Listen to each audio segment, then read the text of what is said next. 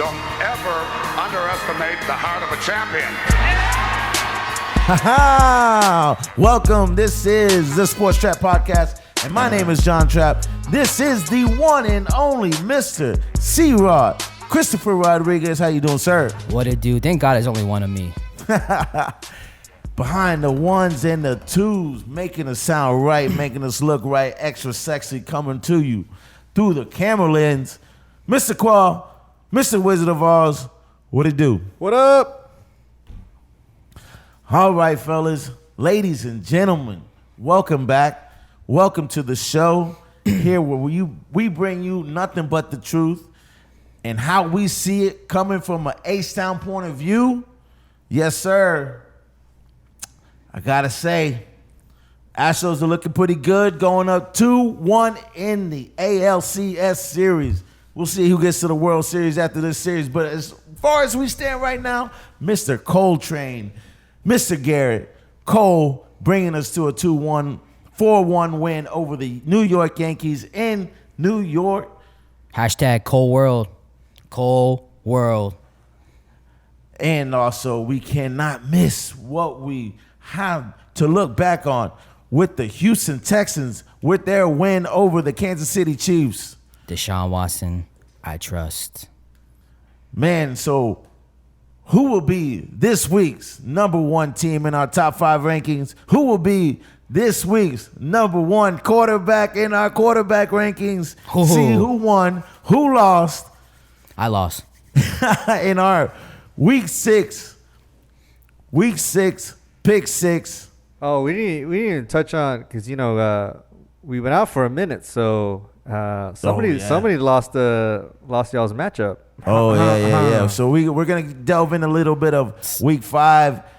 But it's great. Week 5 fantasy football. But real fast, it's always good when you lose, but that person you lose to is still in last place. But what does that say about you? You ain't really real, bro. I'm just saying. Hey. Playoffs start tomorrow. I'm in the playoffs. I don't see my food here. That's all I'm saying. I brought food. I didn't know we time. even bet food. We didn't even bet food, actually, technically. You go back to the episode. Wow. We actually didn't bet anything. Wow. Damn, like that. We actually didn't bet anything. All right. So I guess I don't even say the word anymore, but Indian giver over here. Oh, that's controversial and racist, John. Ooh, yeah. You play for the Redskins? I thought we decided not to say that. I like to call them the Washington Nationals.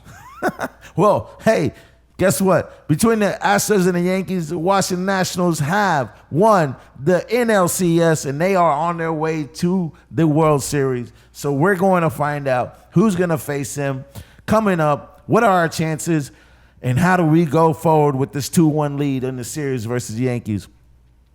So, hey, man, as we always do at this point in our show, we try to bring up and shout out somebody, whether it be good food, good Houston food, whether it be some good Houston brew. And this week, I got to shout out 713 T-shirt store down off of West Belford. Man, they got great original content. If you can see, I don't know, maybe I got to put this down. They are just listening. This is actually a Air Jordan type symbol off of the Nike Air Jordan 2s that first appeared on the shoes back in the day. And it's made with bats instead of wings and a baseball instead of a basketball. And it says Air Jordan. Listen, I know he hasn't had a big start to the series. He start to the playoffs, but this has been the lucky shirt. Game 5, I wore this. We won. Game 3. His time's coming. Hey, it's man, coming. He's due. He's due a lot. Again, I got to shout out 713 D Texan. Hey, man, I was following you, and you put me onto this. So, hey, this might be the official company store that I'm going to go to make our official product. So keep an eye out on that. Also, man. Because you ain't trapping unless you in a Sports Trapp podcast shirt. Boom. There you go. We're going to get you fresh to death. You know how we do it in A-Sound. Know what I'm talking about? Because we trapping every day. Podcast style. There you go. Houston's number one podcast. I just want to know. I want you to put y'all on that. Number one sports podcast coming out of Houston. H-Town Stand Up. And, of course, we got to go back to these Houston Astros, man. So, going up 2-1, my first question, and this is something that I wanted to particularly ask you, because we've been on this tip where we don't know who was the best pitcher coming out of the Houston Astros squad, Justin Verlander or Gerrit Cole. Now, after seeing what both pitchers have done within 2 starts, actually 3 starts in the playoffs now, who do you think is a better pitcher now? Just a question. I mean, obviously Gerrit Cole by like an extra strikeout. 1 strikeout. Well, I say this because like I think that right now what Cole is doing is unbelievable. I mean, he's on an 18-game win streak right now, 26-game win streak or something like that. It's crazy, right? So not including this start, which if we do include it, it's 25 straight starts. Okay. 18 straight wins? 18 straight wins. If I'm correct, look that up for me. Khoa. Maybe I just want to know. I want to give the people the right information. But either way, say it's 18, 19, 17.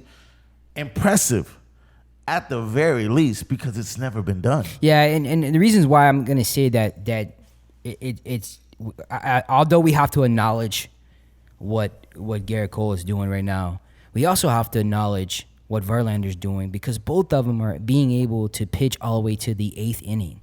And that's unheard of right now in baseball, right? I mean, you look at the Devil Rays, what we, right. you know, and then we look at what the Yankees, none of the pitchers have been able to go as far as what Verlander and Cole has done. And what the crazy thing about both of them is as the game gets further along, they even get better and stronger. Well, yeah. So even in, Justin Verlander started the playoffs immaculate, perfect. Had a badass game 1. Took the Devil Rays' first game of the series. Gerrit Cole came right back with, I think, 15 straight strikeouts. Not straight, but 15 strikeouts for the game. Something that hasn't happened since, like, Randy Johnson or something ridiculous. So that was 1 game, 2 games. Then on short rest, on a short in-between start, Justin Verlander had to play game 4 because we lost game 3 in that series. And Justin Verlander, in that first inning, gave up 3 runs. He gave up 1 more run the rest of the way. So even on a short start, like you were saying, Chris, as the game wore on, he got better. Same thing with Gerrit Cole today. Today, Gerrit Cole must have left like 7 men on base. Every inning, he was leaving people on base. But the last 2 innings is 1, 2, 3, 1, 2, 3. As the game got further along, he got better. And I want to credit the pitching coach, and I got to give some credit to Justin Verlander because I know they talk. I know the catchers talk between the catchers and the pitchers, and I know pitchers talk. And I know the career that Justin Verlander has had and the information that he can give and relay to Gerrit Cole has helped his career immensely. From somebody that was pitching like 500, below 500 for the Pittsburgh Pirates, to come here and be this dominant, this special. I really, really think that we're seeing something that's, I think, never been seen before. You know, when I think about Justin Verlander and I think about Gerrit Cole, it's crazy because it just reminds me, they remind me so much of like Verlander reminds me of Nolan Ryan. You know, maybe not necessarily with the fastball, but the way he controls the game and how Nolan Ryan controlled the game. And then just like, you know, Mike Sims as well. Like, he reminds me so much of Gerrit Cole. They just, like, they are your true, like, classic, you know, the historical MLB pitchers that are in the Hall of Fame right now. They remind me of those guys, and they also play off each other. And right now, no one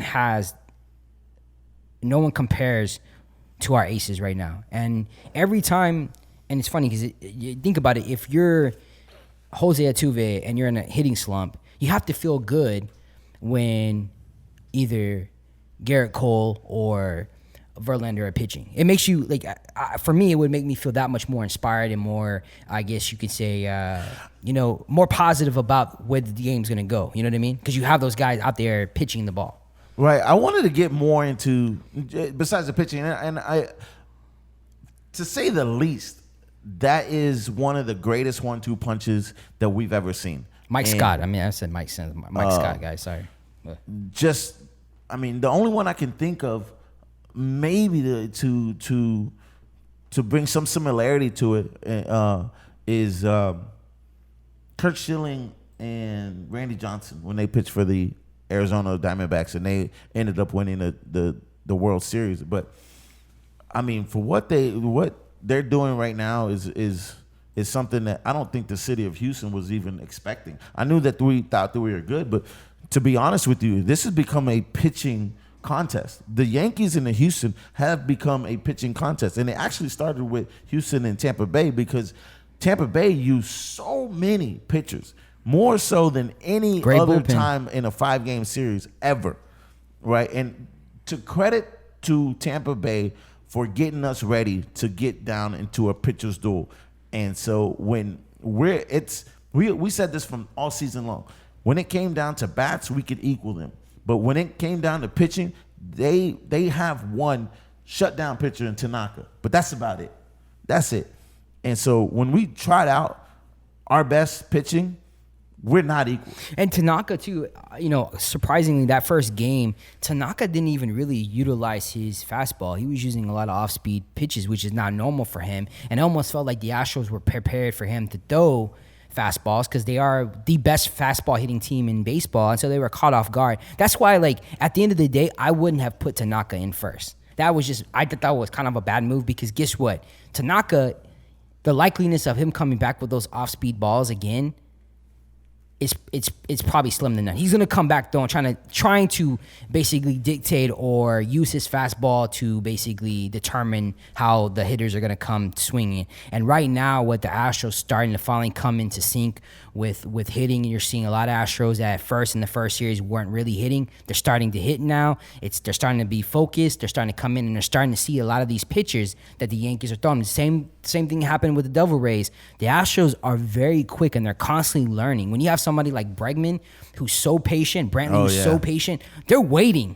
You know what I mean? I think what the Yankees were trying to do to our pitching was what we do a better job of, lengthening the pitching and lengthening the amount of pitches. Like if you were paying attention to today's game, the pitcher for the Yankees, I can't remember his name at the moment, but by the second inning, he was at 60 pitches.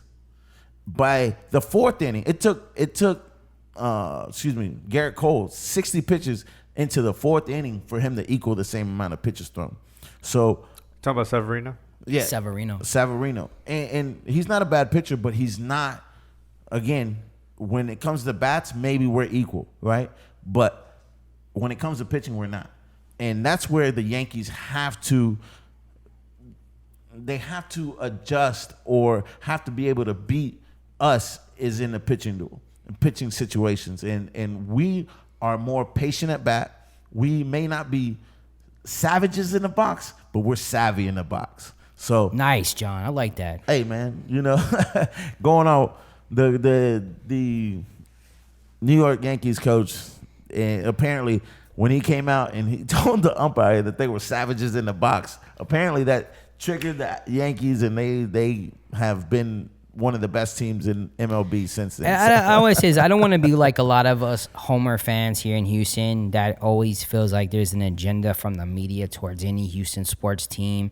But damn it, man, that Devil Rays series was so frustrating with Joe Girardi in the box talking and just being so biased and hateful towards the Astros. And not only that, but it seems like all of the beginning monologues for the last 3 games has been pro Yankees. It's been so the Yankees, they're savages. I'm so over the savage part because right now the only thing that's savage about the Yankees is their fans, and we'll get into that in just a second. And every time I was talking about the conversation of the announcers, the biasness did come up, and everybody in Houston wanted the Houston Astros broadcasters because Jeff Blum is such a great announcer for the Astros. He's fantastic. He is. He's one of the best. But I do find appreciation in AJ Przinsky and Joe Girardi, even though they were these guys. One was, I believe, a White Sox catcher who beat us in the World Series, and then the other one was a Yankee who is a lifetime Yankee because he Yeah. caught for the Yankees, then he Yeah. coached for the Yankees. Yeah. So it's like we were not in a good situation. I think Fox could have done something about that. Well, the thing is, Would've that thought better. you put Joe Girardi, who was the coach who lost to us in 2017, and there seemed to be some bitterness. Like every time there was something good that went the Astros' way, he would come right back with, "Well, the Yankees can do this," and Yankees can do that. Like, dude, come on, man. Like, But here's what I did find an appreciation in. Because they're both catchers. And since we are so heavily reliant on our pitching at the moment, that they gave great insight of what it is to be a catcher catching great pitchers. And so we got caught up in those conversations, it's a good an education piece, I guess, if you want to say, about how pitching and catchers talk and how they communicate and how they get ready for different games. So there's some silver lining to it. And not only that, we still won. So I guess, now man. we get Joe Buck. there was times in that series I would just actually put the game on me because I got sick and tired of Joe Girardi. It was Good fun. riddance, man. But yeah, so listen. Oh, by the way, that streak, that crazy streak, Gerrit Cole, you're Yeah. talking about, that was 10 straight starts with double-digit strikeouts, and it was 73 consecutive innings with a strikeout. That was broken. Wow, that is ridiculous. 73. He broke the last record that was set in 1961 by 33 innings. So And aren't you like, okay? And I don't want to say this.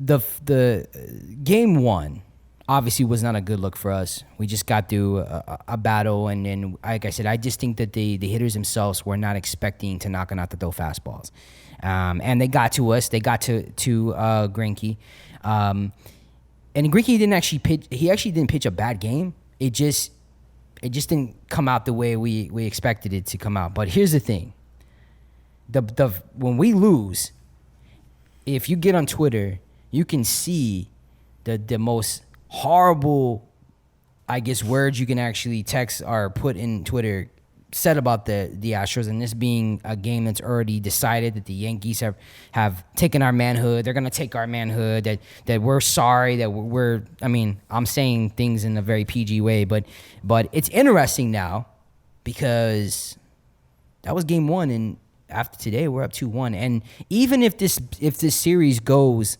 7 games, which I think it will, because although I'm not a Yankees fan, meaning I don't disrespect our opponent because I think the Yankees are really good, you have to like our chances, because guess who's pitching game 7 if there's a game 7?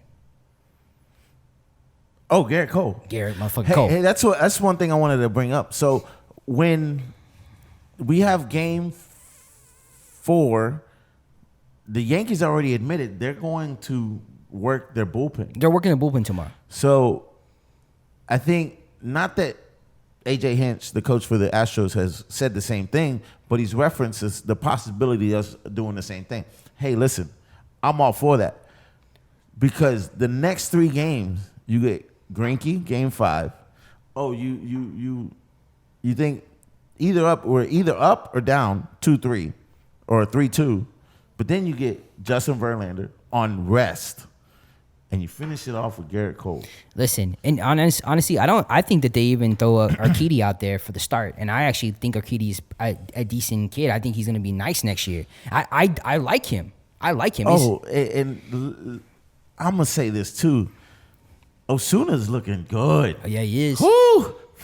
I was so worried because the Tampa Bay got to him a little bit. Mexican heat, baby. But Osuna is looking Yeah, good. he is looking good. And Will Harris has been lights out. We called him again today, and he showed out and proved that he's a beast. He's a savage on the mound, if you want to call him that. But Osuna, man, I'm impressed. And it's been 1, 2, 3, lights out, game over, go home.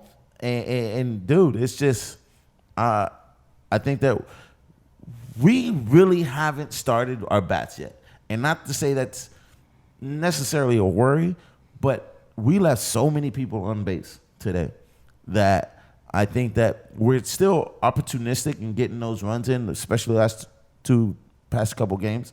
But I still see us having a blowout, and it's coming soon. And I wouldn't be surprised if it's Tanaka in Greinke. I'm telling you, Tanaka is gonna get rocked. It happened last time in 2017.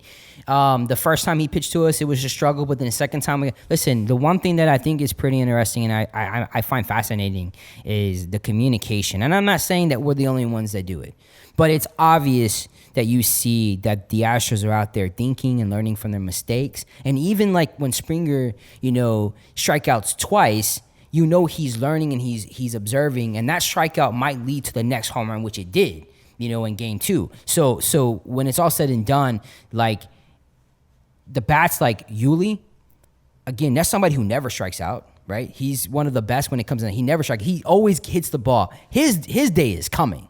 Yordan Alvarez, his day is coming. I think he's just gotten frustrated because, the way they've been pitching to him and he wants to do something and he just has to stick to his game plan. But, I mean, look at tonight. Oh, there's a. I was going to say, look at tonight. Reddick started. He didn't start the first 2 games, and he went out there and hit a home run.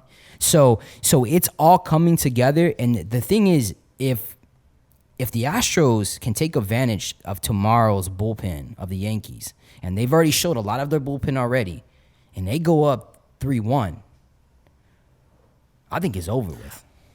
As far as the pitching, I think Verlander and Khoa the go-to and the number ones, and it ends and begins with them, right?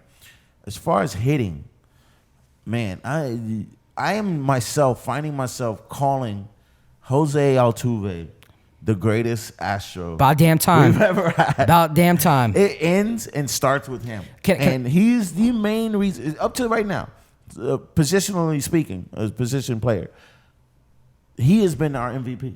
Well, I just want everybody to know that in baseball history, in second base, he's hit the most home runs in the postseason ever. I think he's got 4 already. I just 3 want or 4. He's hit the most home runs ever as an Astro.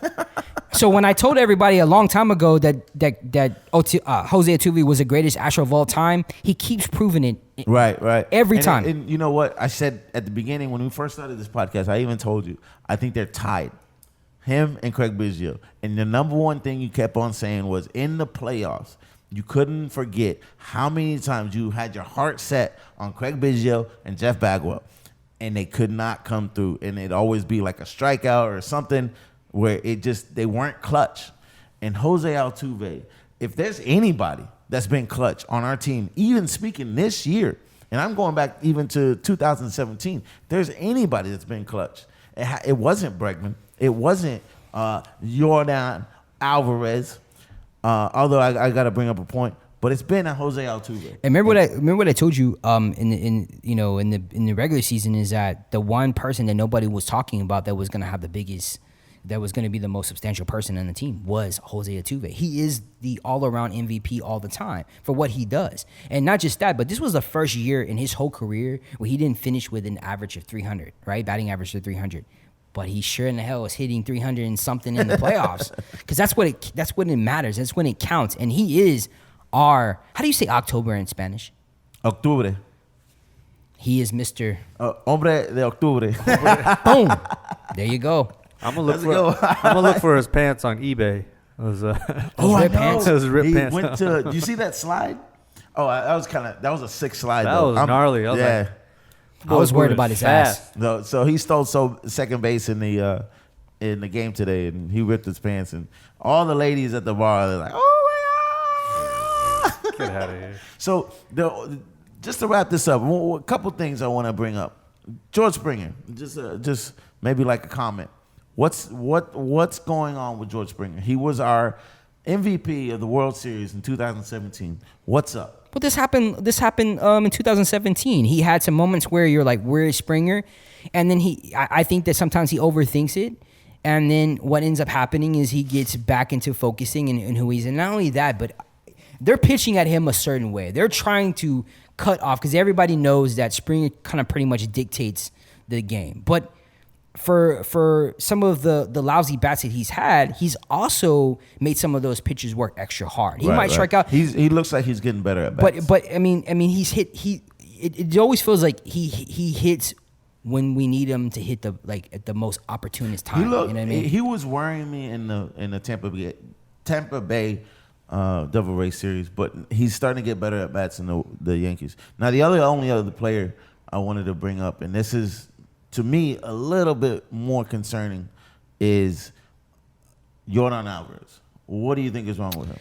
He's a rookie. First of all, you got to understand he's never been in this before. Okay. So the regular season is always completely different. Right. And somebody made a point today that, and I think it was Alex Rodriguez, that like basically like a lot of times everything that you're doing in the regular season, for whatever reasons, players change that method when they get into playoffs, right? So you start overthinking, you start swinging at things you would never swing at because you're trying to make an impact. And I think Yordan just needs to realize he doesn't need to make an impact, or he doesn't have to be super aggressive to make an impact to be helpful to the Astros. I think it's all going to come in place, but I think we're seeing somebody who is a true rookie learning in the moment.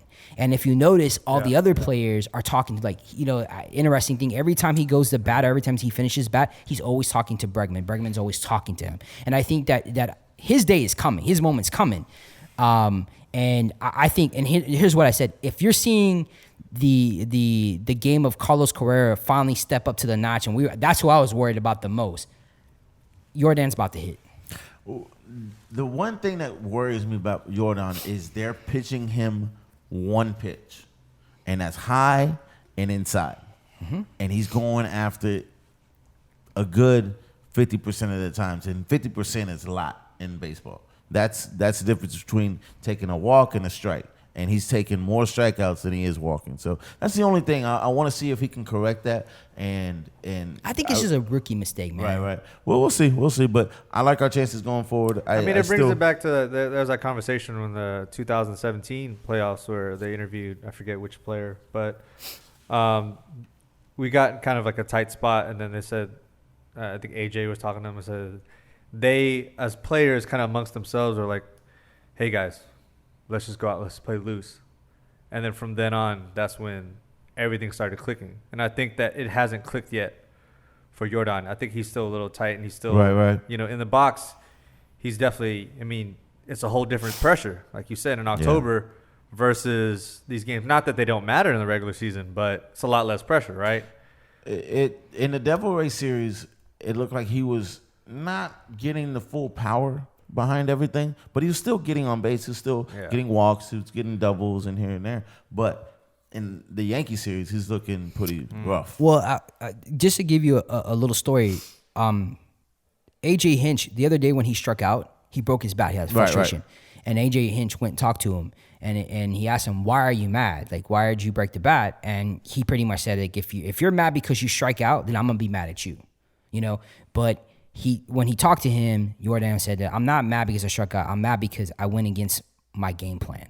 And he said that then that's a valid reason to be upset. Because, again, I think Yordan is sitting there thinking he has to smash the ball in order to make an impact. But if you go back and look at his rookie season, in the regular season, there were times when he didn't smash the ball that he was making an impact because he was just getting contact with the ball because he's a great hitter. And, if I'm the Yankees, I should be more worried about Aaron Judge than I should be worried about Yordan Alvarez.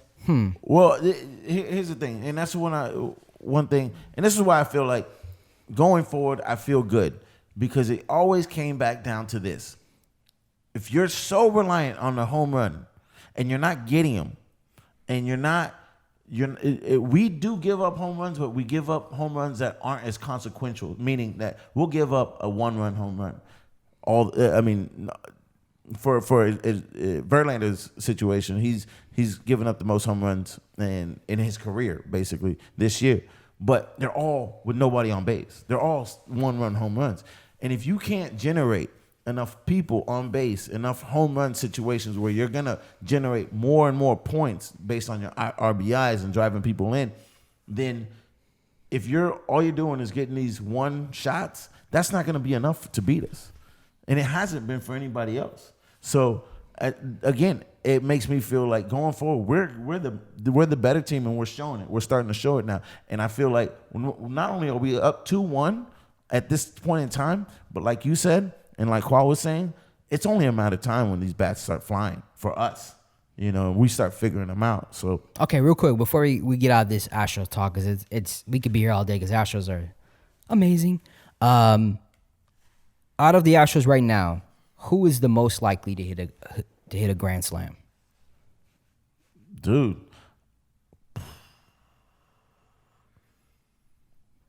I'm gonna call Jordan. From what I saw of Carrera last night, that was pretty good, and he hit it opposite field. Yeah, I wouldn't be surprised if Jordan's first home run and first big hit is a grand slam.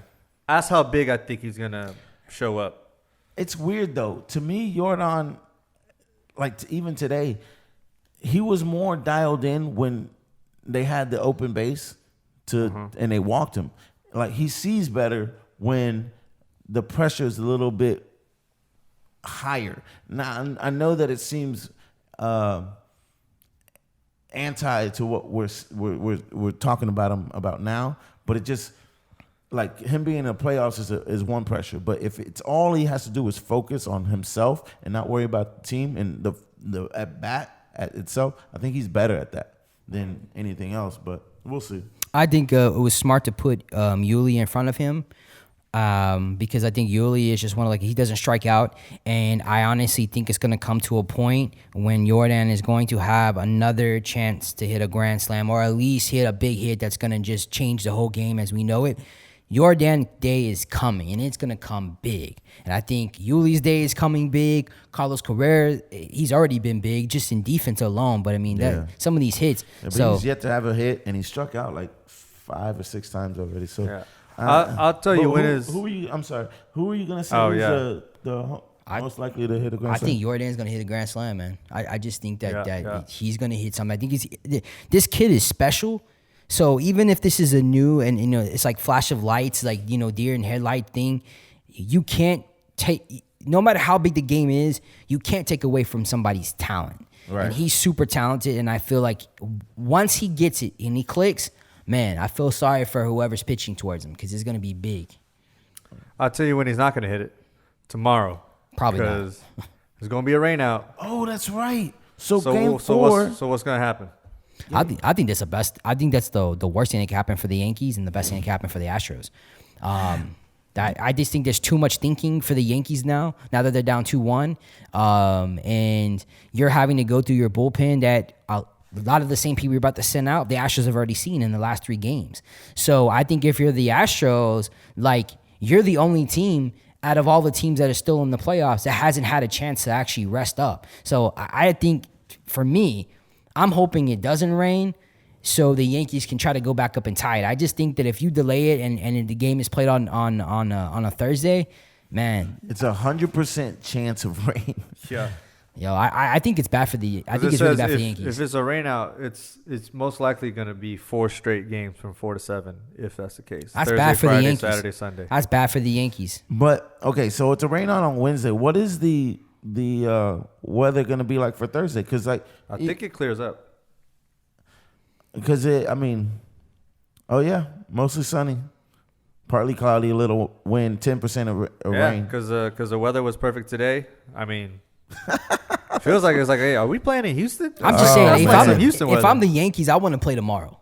Right. You don't want to give an extra day of rest for Verlander and Verlander Cole. and Cole do not need any extra rest, and that's what's going to happen. Not only that, but Greinke gets another rest.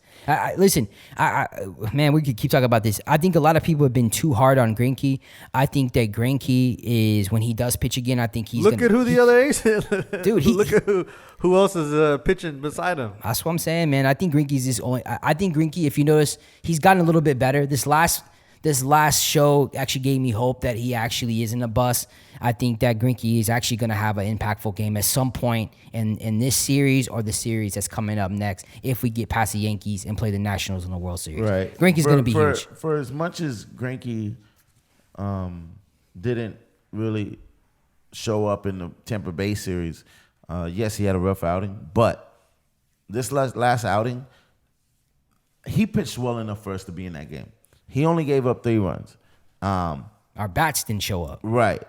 But for all that talk about our bats not showing up, since the middle of game 2, the Yankees only scored 1 run. Say that again, John. So since the middle of the game game 2, and I want to say all the way back to the 5th inning, the Yankees have not scored a run in, what is that, 14 innings. I mean, the one. only person on that team that to me is phenomenal was that one kid. What's his name? He's a weird name. Mm-hmm. What, Giancarlo Stanton? Oh, but he hasn't played all season. I mean, all series. What are you talking about? Oh, Gleyber. Oh yeah, That boy's a G. LeMathew's been pretty good. Nah, but Gleyber's just getting a home run. I know, but Gleyber's. I mean, he's killing it right now, man. He's been killing it the whole even the last series. That he's a beast. I like that kid. So yeah.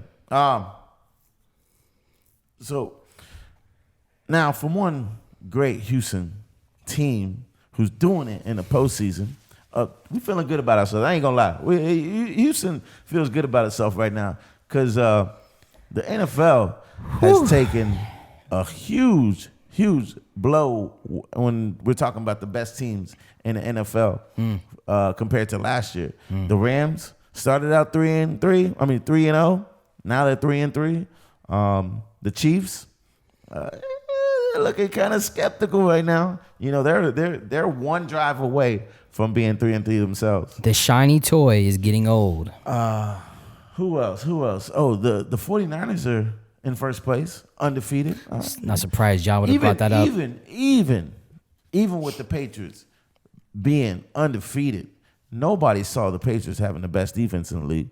Did you? I did. They had one of the best defenses last year. They were ranked like 5. See, man, that's Come on. We have never said that on the podcast. No. That is actually not true, John. We can go to. You said that they had the best defense. Matter of fact, we can go. We're about to listen to all our podcasts. So it's funny. It's funny you say that because he actually did say that the Patriots had the best defense in the league. When? Was it like when we did our rankings? Was like 2-3 weeks ago? 3-4 weeks ago? Easy. No. But you know what's funny about that? What? Literally 30 seconds later, he also says the Bears have the best defense in the entire league. Verbatim. I kid you not. You said both teams have the best defense. If you go back to listen. I think all the teams have the best offense in the league. I'm just No. Listen, Chicago did have one of the best defense. They did have the number one defense last year. You said the best. But hey, in our previous podcast in the beginning when we first started, I talked about how it is amazing how the Patriots have done a 360 from having one of the best offenses to having one of the best defenses. They had one of the best defenses last year. And what they've done now is surround Tom Brady where he doesn't have to do that much. It's real simple, basic stuff. And guess what? This man's probably going to get his 7th ring because they do have the best defense in all of NFL right now. So from you making such an immaculate call with the New England Patriots having the best defense in the league, I'm going to call you out. And, hey, we're all going to, except for you, Khoa, because you've stuck to your guns, and I appreciate that. I respect that, right? But, Chris, we both made an incorrect judgment on the Houston Texans. No excuses. We understand why we said this, but Houston Texans are sitting 4-2. Mm-hmm. Looking like one of the best teams in the league right now. Looking like we have one of the best quarterbacks in the league right now. Chris, they just beat the Kansas City Chiefs having one of the best runs showing of our running offense we've ever had. But Chris picked the Texans. No. We're not talking about that. I'm we're talking about talking the about overall of what the NFL is starting to look like now. It's completely different from what it was last year. Yeah. So, wait, do you guys remember what I said about it though? But before you call me out, and I'll listen, I ain't no damn Skip Bayless, and I sure the hell no damn Stephen A. Smith. Like, I'll hold myself to the fire when it's time to hold myself to the fire. But if we go back, when's the last time you held yourself to the fire? Come on, John, man. You don't even remember either. Come on, John. But anyways, go ahead. I'm sorry. I'm just giving you. This guy here is a hater. Anyways, he's upset because I told everybody Deshaun Watson was the best quarterback in the NFL. Anyways, the thing that I said when we did our NFL preview was that the Houston Texans were going to be in every game because of Deshaun Watson. That he will have an MVP like him, right? And actually, last weekend against the Kansas City Chiefs was the absolutely first time ever that Deshaun Watson and Houston Texans won, not in spite of their coaching, but because of their coaching. Great call. That was the first time ever that Bill O'Brien actually was prepared his team to attack a weakness of the opposite. The game plan was good. The game plan was great. The game plan was very, very good. But here's the thing. And I'm still skeptical of Bill O'Brien. We all should be. I think that Deshaun Watson, and I've said this from the beginning, and I in many conversations, Deshaun Watson is the best when the lights are the brightest. Fourth quarter, if you take the fourth quarter and judge all the quarterbacks in the league, he is the number one quarterback, and it's not even close. When you look at Was it 12 touchdowns, no interceptions? When you look at what he's done in every game, when it came down to the end of the game, he's had us in every game. And this situation with this specific game started with the New England Patriots, Frank White, and the Indianapolis Colts, and ended right now with the Texans.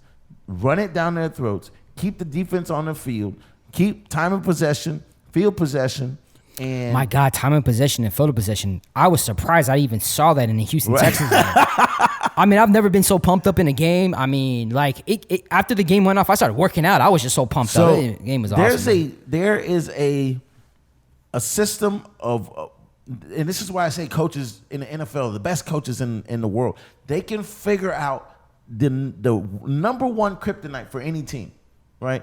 So at the end of the day, what we did was follow that blueprint. Now I want to see what they do with the Colts, and we'll get into that a little bit deeper. But I do want to go back to the game with the Chiefs. The one thing that I am most scared about at this point with the Houston Texans is the kicker. When we were talking about the play, 4th and 5, and they went for it with Deshaun Watson to ice the game, to pretty much put the game at to triple zeros with us in the league. It wasn't a tough decision. Oh, it was the most easiest decision Bill O'Brien's ever made in his life. In a pressure situation, absolutely. Yes. Because the kicker couldn't make a field goal, he couldn't make an extra point. It was consistently a bad showing for a kicker, and I'm surprised and I'm shocked. Through the ticker that's on the bottom of ESPN, kicker has just been released from the Houston Texans. I am just shocked that it hasn't been released. I haven't seen it. I think that's because at this point right now, going into week 7, you fire the kicker. Who do you bring in? I don't think there's a lot of kickers out there that you can bring in. That's the problem. Kickers, as much crap that kickers get, when you do get rid of your kicker, the hard part is finding someone to replace him that is not as worse as who you're replacing him with. That's the hard part here. Yeah, but Chris, man, like if you can't rely on somebody hitting on a regular basis a 40-yard kick, you can't rely on somebody on a regular basis giving you that extra point. But John, kickers aren't important until they are. But Johnny, wasn't this something that we had questionings going into the? I mean, one thing that Texans have always struggled with is special teams, and he had some issues last year in his kicking game. So how was that not addressed? Or at least bring in competition to see if there's somebody that can give him a 100%. Run for his money. I mean, this happened again. This is why it was really hard for me. And I think if you're a Houston Texans fan and you're just such a homer, you're not going to understand my passion and my frustration with the Houston Texans and the ownership and the coaching, because you're just there because you think no matter what the Houston Texans are always going to win. And I'm with you on that if I know that the ownership and coaching especially are looking and evaluating players. We went into this offseason knowing we needed an offensive line. And look, we had to pretty much sell our future to get offensive line when it was like little too late, right? We knew that we didn't have a running back. We had a running back situation, and we didn't address that in the draft. We ended up getting more tight ends than we need. And we knew that we had special team issues, and we still haven't fully addressed that like that we should. I mean, think about it. When's the last time we had a true kick and punt returner? We don't. Yeah. We haven't had one in a long time. So it is frustrating, and you're right. Jacoby Jones. You're right. we have to definitely really worry about that because there's only so many times you can call Deshaun Watson's number. Like, you can't call Deshaun Watson's number against the Patriots in the playoffs if your kicker can't kick the ball. Like, if Deshaun Watson can get you to the 20-yard line and it's 4th down and 3, you got to be able to trust that your kicker can kick the fucking goal to win the game. And right now you can't. It's so funny. I feel like the ugly stepchild, but the week before the Patriots, like you said, who are we gonna get? The week before, Gotkowski from the Patriots gets injured, goes to the IR. Who do they sign? Mike Nugent. It's like the very week when we may have needed a kicker. Now, here's hope.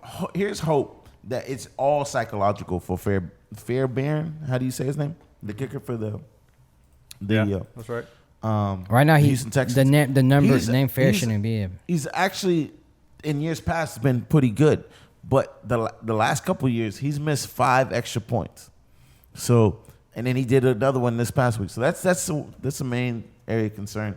But hey, let's like you said before, let's give props to the Houston Texans. I just gave Bill O'Brien. It's probably his best coaching he's ever done in his career here in the Texans. I don't know if this is true, but I heard he gave up play calling duties to somebody else who's like, I think the quarterback's coach, because apparently we don't have an offensive coordinator. And there was actually that one play where we actually end up icing the game with Deshaun Watson's through. If you're noticing Deshaun Watson, why I feel like he is the best quarterback in the game is that he is able to identify defensive schemes right now, and he is calling some audibles at the line and changing plays because of what the defense is showing.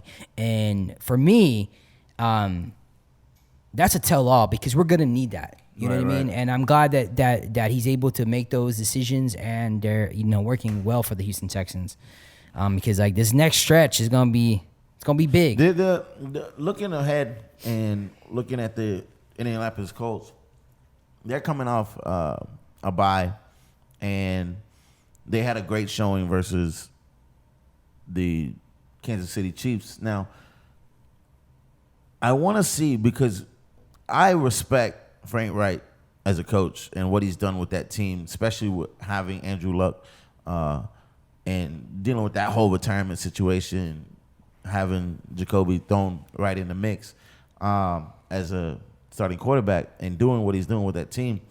I really think that this is a bigger test than we actually realize going forward and playing the Colts. This will show us how good of a team we really are and how much we've improved. Not to say that this is the end-all, be-all, but this will give us a measuring stick to either say that we're one of the best or maybe not there yet. And that's where I think that we're going to see who the Texans really are. It's gonna be big, man. I mean, they're playing at Indiana, and that's gonna be that's always a tough place for us to play. And like I said, Indiana people need to put respect on Indiana. They're a good team, even with Andrew Luck leaving. They're a good team. So this is gonna be a good test. All right, let me ask you something. What's up? What the hell happened to the Dallas Cowboys? That's what I want to know. Who? The Dallas Cowboys lose. Is it at home or at the Jets? No, they lost in New York to the winless New York Jets. Now, granted. Not anymore. Granted, they had their starting quarterback back, coming back from mono. Man, I didn't know mono was that serious, man. Mono take you out for real, I guess. Golly. Well, so be careful who you kiss.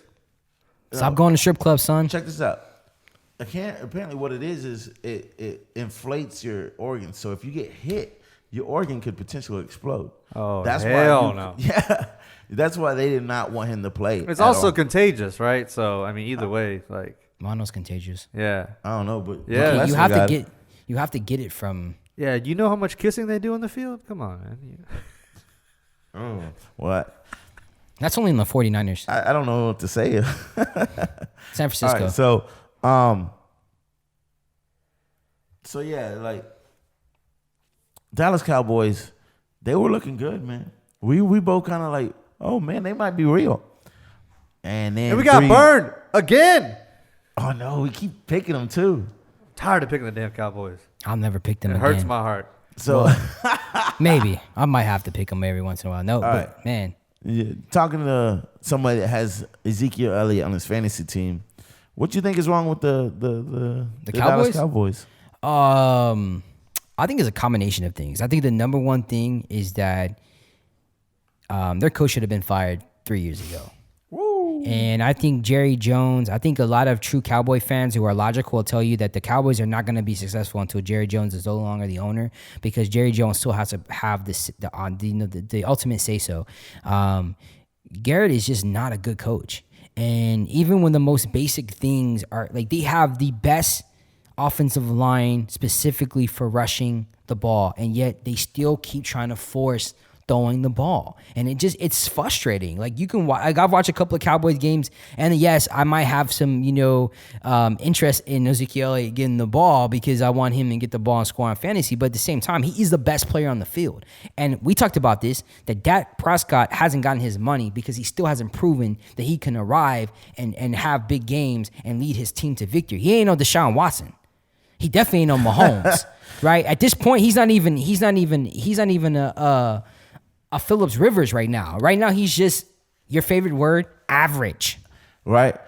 If that. Now, here's where I think Dak Prescott messed up the most.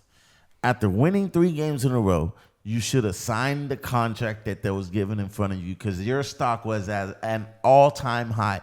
Everybody was willing to give you their third child, just so that way you would re-sign with the Dallas Cowboys. Now you're 3 games. Then he would have turned into the next Brock Osweiler. Ooh, man. I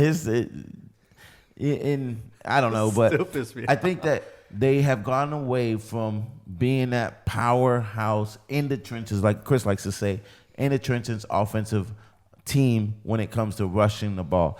It ends and begins with Ezekiel Elliott. You paid him like he was the highest valued running back in the league, and now you don't even use him like he's supposed to be used. Now, I don't know.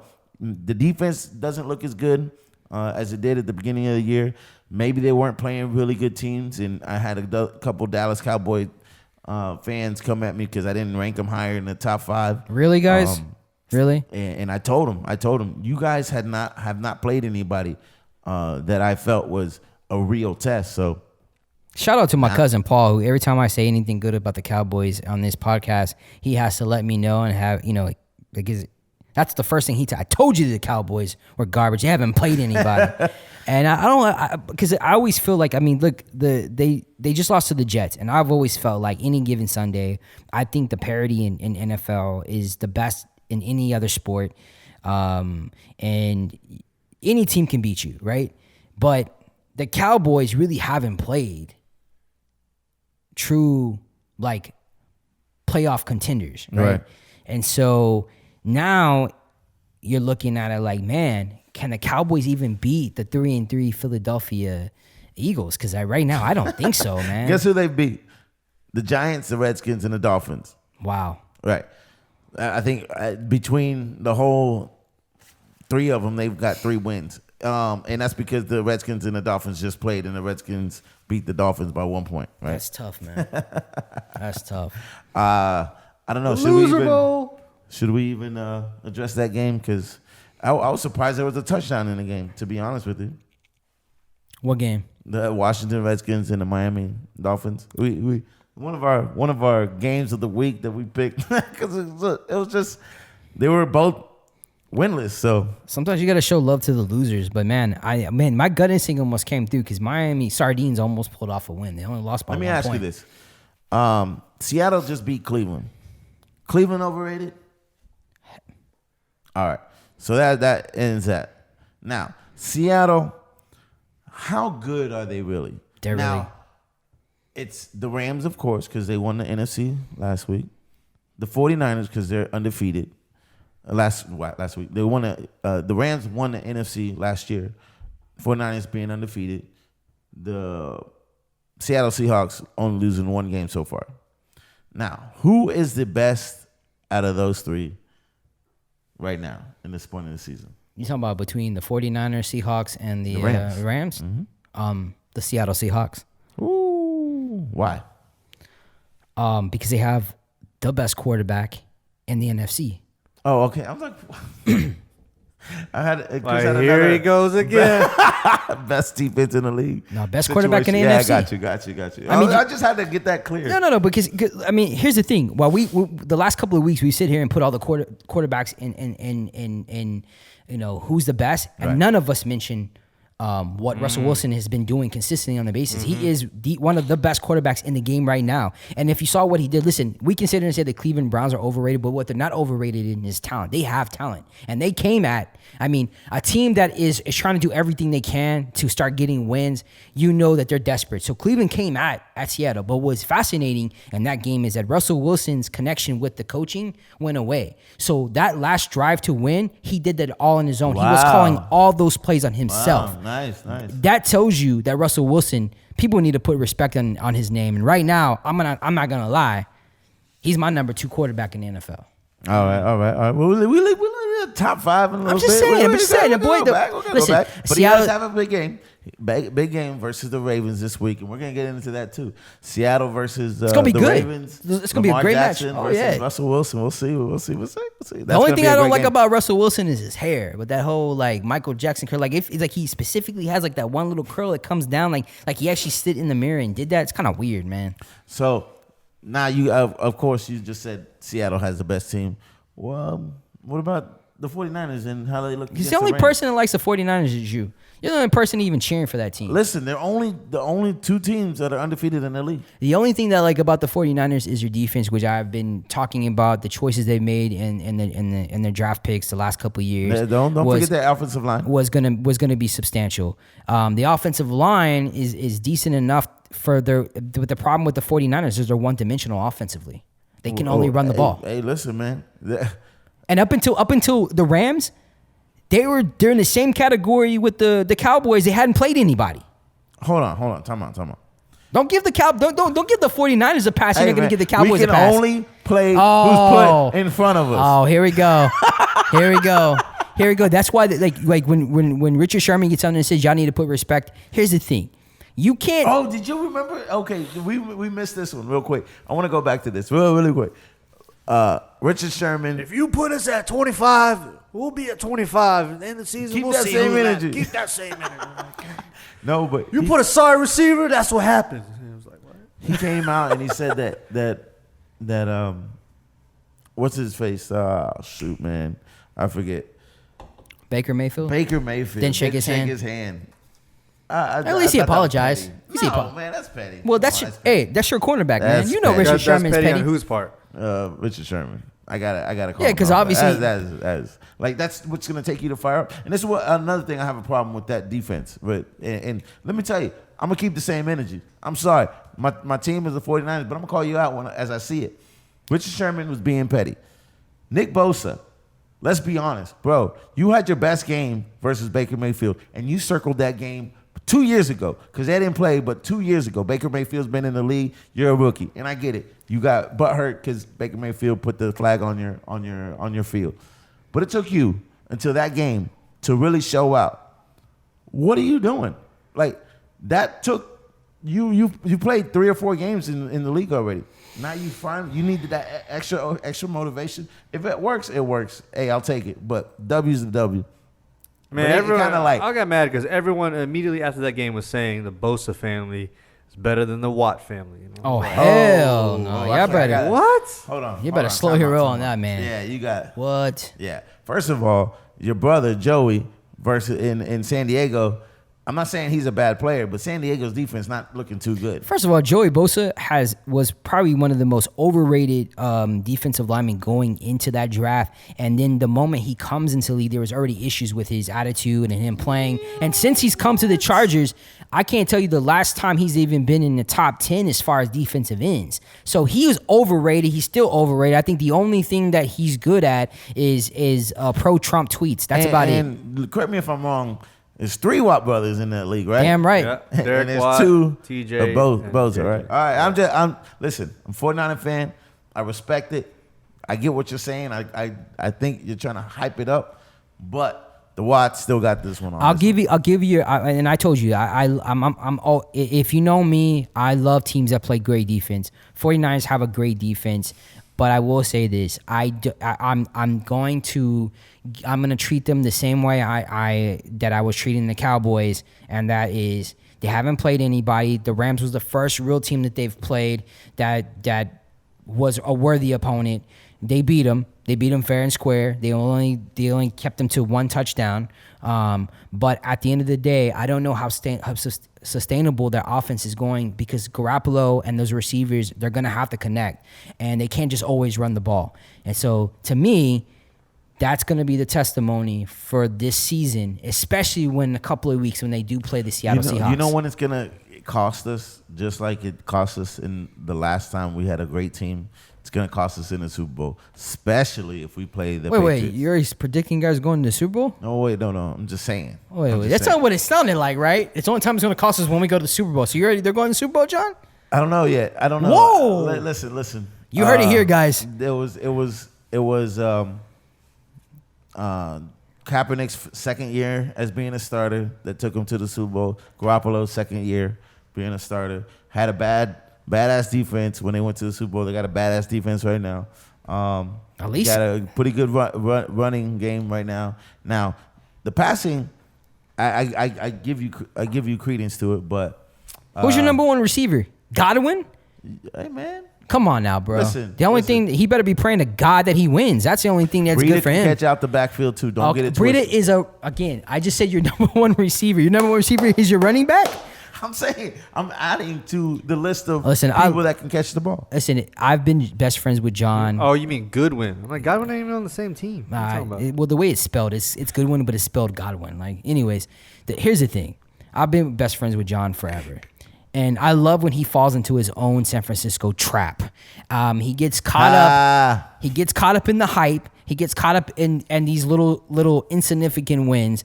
And then, because I know what he wants to say. Deep down inside, he wants to say it right now on camera that the 49ers are going to go to the Super Bowl. But he's not going to do it because he knows it's on camera. But I guarantee if there wasn't any cameras, we would be sitting there arguing. He'd be texting me that the 49ers are going to go to the Super Bowl. Okay, let me ask you this. Looking at the landscape of the NFC, just real quick. Seattle, who's your number two? Man, Thank you. No. That's all I'm saying. That's all I'm saying. To say it. That's all I'm saying. That's all I'm saying. I'm going to say it. Who? The number two team? Yes.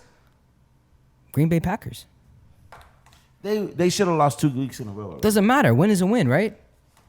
Yeah. Hey, make sure at the end of this you play that famous quote, okay? Is wearing zebra stripes. Yes, a win is a win. Listen, you can't right now at this point.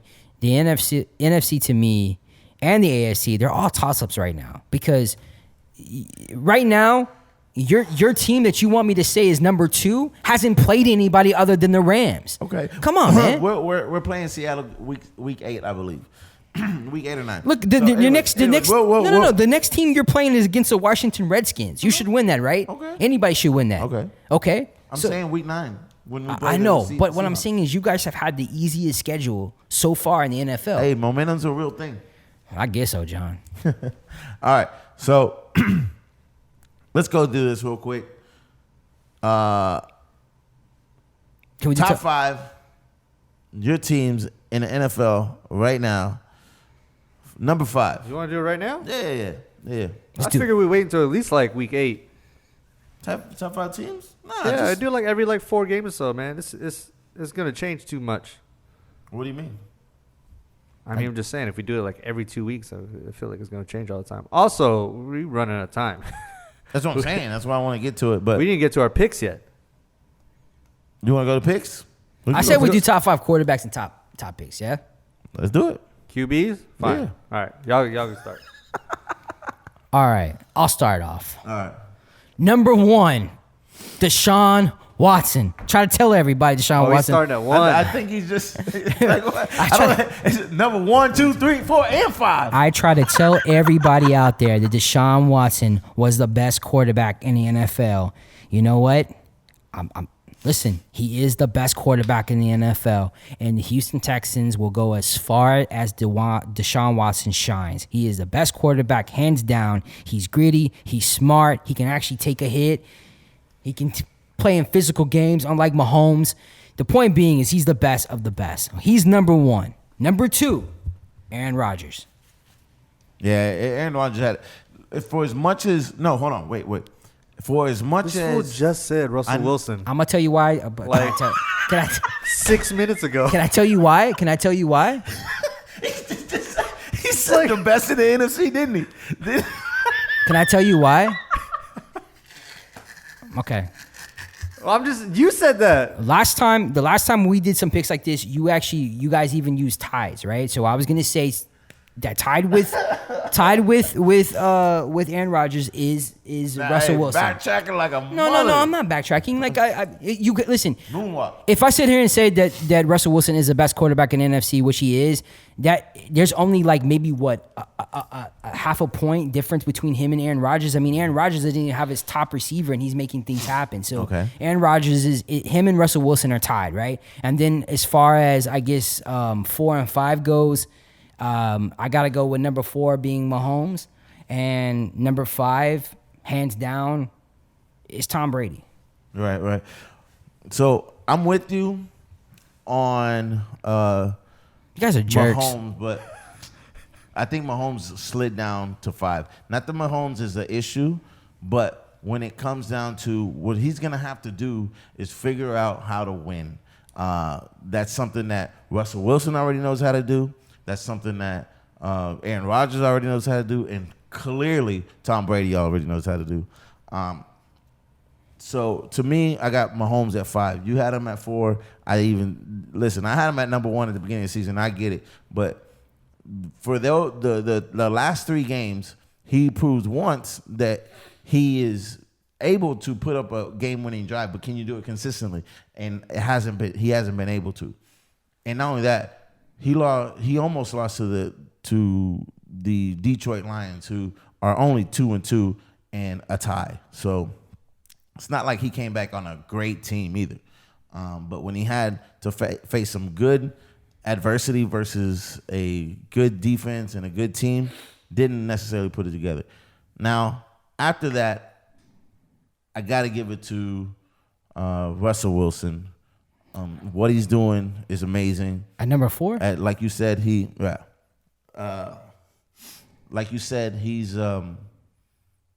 doesn't have his top receiver. And then I'll give it to Deshaun Watson at number 3. Not to say that Deshaun Watson isn't talent-wise. He's in the top 5. Talent-wise, he's not better than, say, an Aaron Rodgers at this point in his career. But Aaron Rodgers has been doing it longer. And not only that, he doesn't have his top receiver. He doesn't. Did you see how many drop passes he had yesterday? And he still found a way to win. Referees did help him, but he's still, like Chris was saying, 5-1. They're besides the Seattle, they're the second best team according to him that's in the league right now. So I'll give it to him. Tom Brady for me. Excuse me. So I got Mahomes, Wilson. I got Watson, Aaron Rodgers, and number 1 still hasn't lost, hasn't got his title taken away from Tom Brady. What he's doing with a wide receiver core that is almost non-existent. His best target pretty much ever has been Gronk, and he retired. The tight end that he wanted got cut. And because he wanted him, he got him rehired, basically. Who's their best receiver? Watson. Who's their best receiver? Right now? Yeah. You name him. James White, the one you told me you give me so much shit for about picking him in fantasy football, and I told you he's one of the most consistent targets for him. So what he's doing with a depleted wide receiver core, I still got to give it to him. And he hasn't been able to. But let me ask you something, John. So you want to give me shit about me having a tie between Aaron Rodgers and Russell Wilson. Let me ask you something. Tell me one game this year that Tom Brady has won on his own. None. It's all been defense. I get it, and no, you got a valid point, but We're saying the best quarterbacks right now in the NFL that when they go out there, they are basically, when you tell me who's the top 5 quarterbacks, these are the top 5 quarterbacks that without them, these teams wouldn't be said. Without these guys changing the way the game is played out and making these incredible throws or making these incredible decisions, like this is why they're number 1 through 5. So I get it. Like, Tom Brady should always be, as long as he's in the league, he should always be in the top 5. But for him at number 1, considering that he hasn't done anything to actually help his team for a victory, man, I'll give it to you like this. Suspect. So if you had a draft, right, and you had Tom Brady and Aaron Rodgers, and this is the way I think about Deshaun Watson. Aaron Rodgers is clearly a better talented quarterback, has clearly had to do more with less than Tom Brady has. But in the moments that are biggest and the moments that are brightest, Tom Brady has produced each and every time. If you needed, well, more times than not, basically, but if you needed one quarterback to win one game, I'm still choosing Tom Brady over Aaron Rodgers. And that's the way I see this, I guess, 1 through 5 right now. I'm still choosing Tom Brady. Even though Deshaun Watson may be more talented. Tom Brady he's the greatest quarterback of all time because he was given the greatest, basically, game plan from the greatest coach of all time, and he had to execute it. So I'll give him his props. But what Deshaun Watson is doing without great coaching is just ridiculous. And I don't think people are realizing that basically he has starting to, though. But he basically has a coach that outcoaches himself. I don't know how that's possible. And Deshaun Watson is going out there. It's like me and you. Like, obviously, I'm the smartest person here, and I got to make things happen for us because you're John, and it's the exact same way for him. You're Bill O'Brien, and I'm Deshaun Watson, and I have to make these big plays just so we can win. But I never throw it in your face. I just put my arms around you and say, "Coach, I got you, dog. I got you." It's pretty much what it is. All right. Speaking on that, because how did we do on our picks last week? Well, Claude didn't give his top 5. You always trying to count him out, man. It's rude. You didn't want to do it. Yes, he does. Oh, I said y'all go first. Oh, okay. He wants to go last because he's a gangster like that. No, mine will be quick. At 5, I got Mahomes. 4, I got. Let's go with what was it? I think I'm gonna keep Rodgers at 4.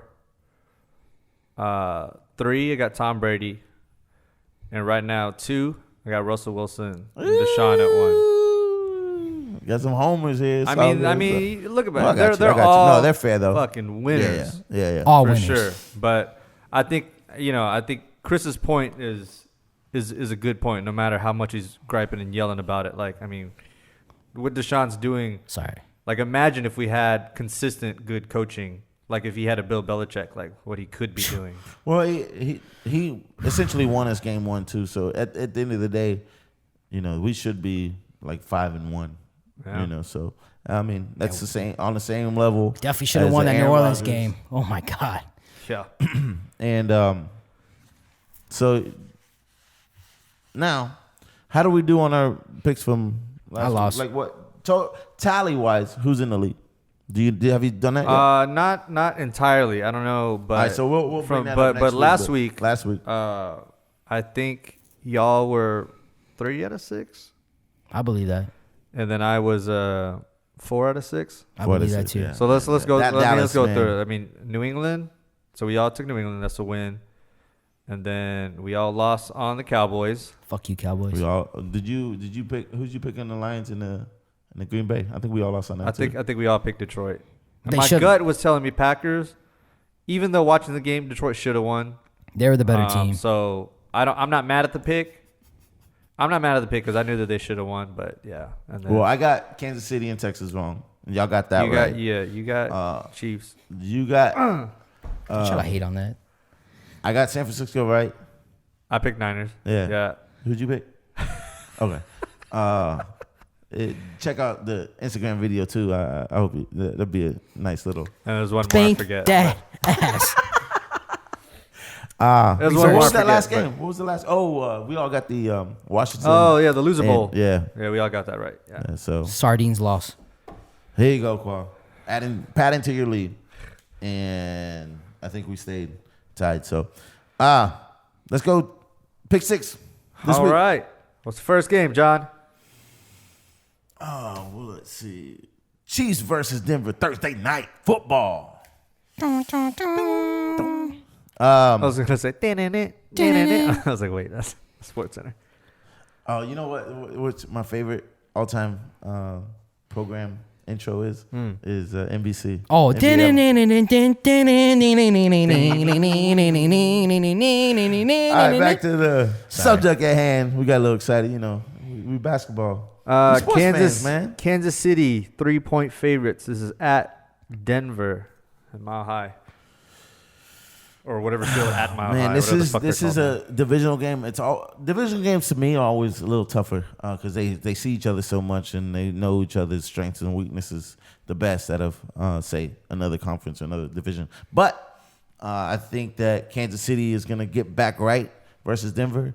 Denver doesn't have a great running team, and they're still trying to figure their way out. But damn, no respect for Philip Lindsay. Obviously, he doesn't. Well, I don't believe in Flacco as much as Don't need to believe in Flacco. Lindsay. So Let me ask you something. Say that to his Super Bowl ring. Let me ask you something. So you're telling me you believe more in the Kansas City defense than you do Flacco? yes, Wow. Because the Kansas City Chiefs are one of the worst defenses in all the league. I know. Especially against the run. Right, Especially against the run. And guess what they like to do in Denver? Run the ball. See, I don't think they'd like to run as much as you believe, but we'll see. I think they're gonna watch film on a Texas game and be like, "Yep, Philip, you getting the ball." I got Kansas City in the last 2 weeks. I've been burned, so I'll take the spank that ass if I have to get beat again. But I got Chiefs. Yeah, I'm gonna go with Chiefs. Listen. I mean, they're still a good team. I think this is gonna bounce back. I think they're pissed about losing to the Texans, which. You sure about that? You think they're pissed? I think that right now. I think so. I think right now. Nobody puts respect on Houston sports, man. No. I think right now, I think their confidence is almost damn near lost right now. And when you see teams that lose their confidence when they can't. When you've ever watched finesse teams in any football, whether it's college or NFL, what ends up happening is once they can no longer score, it's no longer easy to them and they face adversity, that's when you start seeing them structurally break down. And the biggest thing that stands out to me and the last couple of actually even when they barely beat the Lions is that Mahomes' ankle is not good. He's hurt. He's playing on a bum that looks like a high ankle sprain. And they're playing in a Mile High, and that's one of the hardest places to play because of the elevation. Oh, that air is thin. Right. And I can guarantee it that Von Miller is going to be chasing his ass all game long. And right now, that offensive line is looking suspect for the Kansas City Chiefs. So, you know what? It's not like Mahomes is having bad games. It's more so him not being on the field. And like you'd have to really, really believe in the Denver running game more than you would believe in the Denver defense. The difference is the last 3 teams that they've played, out of those 3, they should have lost all 3. And the biggest thing that stood out was those teams became physical and were knocking and hitting Mahomes every chance they could get. Right. That cuts out that kid's rhythm. He's a finesse player, okay? Right. So, honestly, I got Denver Broncos with another upset, and I think that they lose. Not only do Kansas City Chiefs lose, but I think Kansas City Chiefs are going to be the most talked about team come next Monday because everyone is going to be questioning: are they really a true Super Bowl contender? Yeah, I mean I understand where you're coming from, but they got some stuff to work on. I will say that to me they don't. I feel like they're not sure of their own running defense. I mean, run, not defense, but their offense. Oh, absolutely. They got 2 Williamses that they don't know who they want to start. And then they'll have Shady. Who? Shady McCoy, and they don't even use him sometimes. It's weird. I don't think they figured out their run game, and obviously they haven't figured out their defense. So they got a lot of stuff to work on. They got Tyreek Hill back. I got a little faith in Andy Reid offensively figuring it out, but can he figure it out defensively? And that's the That's the biggest question. When teams are no longer scared of you, those are the teams you need to worry about. And Broncos have nothing to lose. And based off the last 3 weeks that we've seen, every team right now in the NFL is probably looking at, man, all we got to do is be physical and run the ball. We can beat the Kansas City Chiefs. Right. I'm just saying. Who's going to be the star of that game? Von Miller. Now, the only thing is Denver Broncos are 13th in the league in rushing, so they may have a better running game than I was. Especially with Lindsey on those edges, man. That boy's fast. Yeah. Ooh. That's going to be a good But game, it's been actually. up the middle that's been hurting them. All right, so Oakland versus Green Bay. At Green Bay. Packers are 6-point favorites at home. I will say this will show how good Oakland really is. And I think that Oakland's going to come in with the underdog mentality, give the ball to Josh Jacobs all day long. I see Oakland pulling this one out, man. Chucky's going to be grinning that Chucky smile once the game's over. I got Oakland. I definitely got Oakland. I think Tyrell Williams has a big game. I think someone who hasn't gotten a lot of respect too. I think he's within the top 10 is the quarterback for the Oakland Raiders. Little brother of who? Oh, you're talking about David Carr? David Carr's been actually pretty consistent considering they don't have a great offense. No, Derek Carr is the quarterback, Yeah. but David Carr was the ex-Texan. So I think the Oakland Raiders actually win. Went to school right here in Houston. And man, You got Khoa? I got the Packers, man. You don't want to be burned again, huh? No, it's not, well, I wasn't even. Nah, I'm not gonna. Aaron Rodgers, I believe in him, man. He's gonna be one of the goats. So Devontae Adams has already called himself out, basically for the next game, and He doesn't need him. Man, but Their it's run not game has like, been It's sized. not like Green Bay is just blowing people out. I'm not saying it's gonna be a blowout. I'm just saying I think they're gonna pull it off. and that's another team for the first time ever where Green Bay, we're talking about their defense. They have one of the best defenses in League 2 as well right now. So they've been shutting down teams. Although I wish I didn't pick them up last week because I would have won if I kept my Carolina defense. God damn. Oh, really?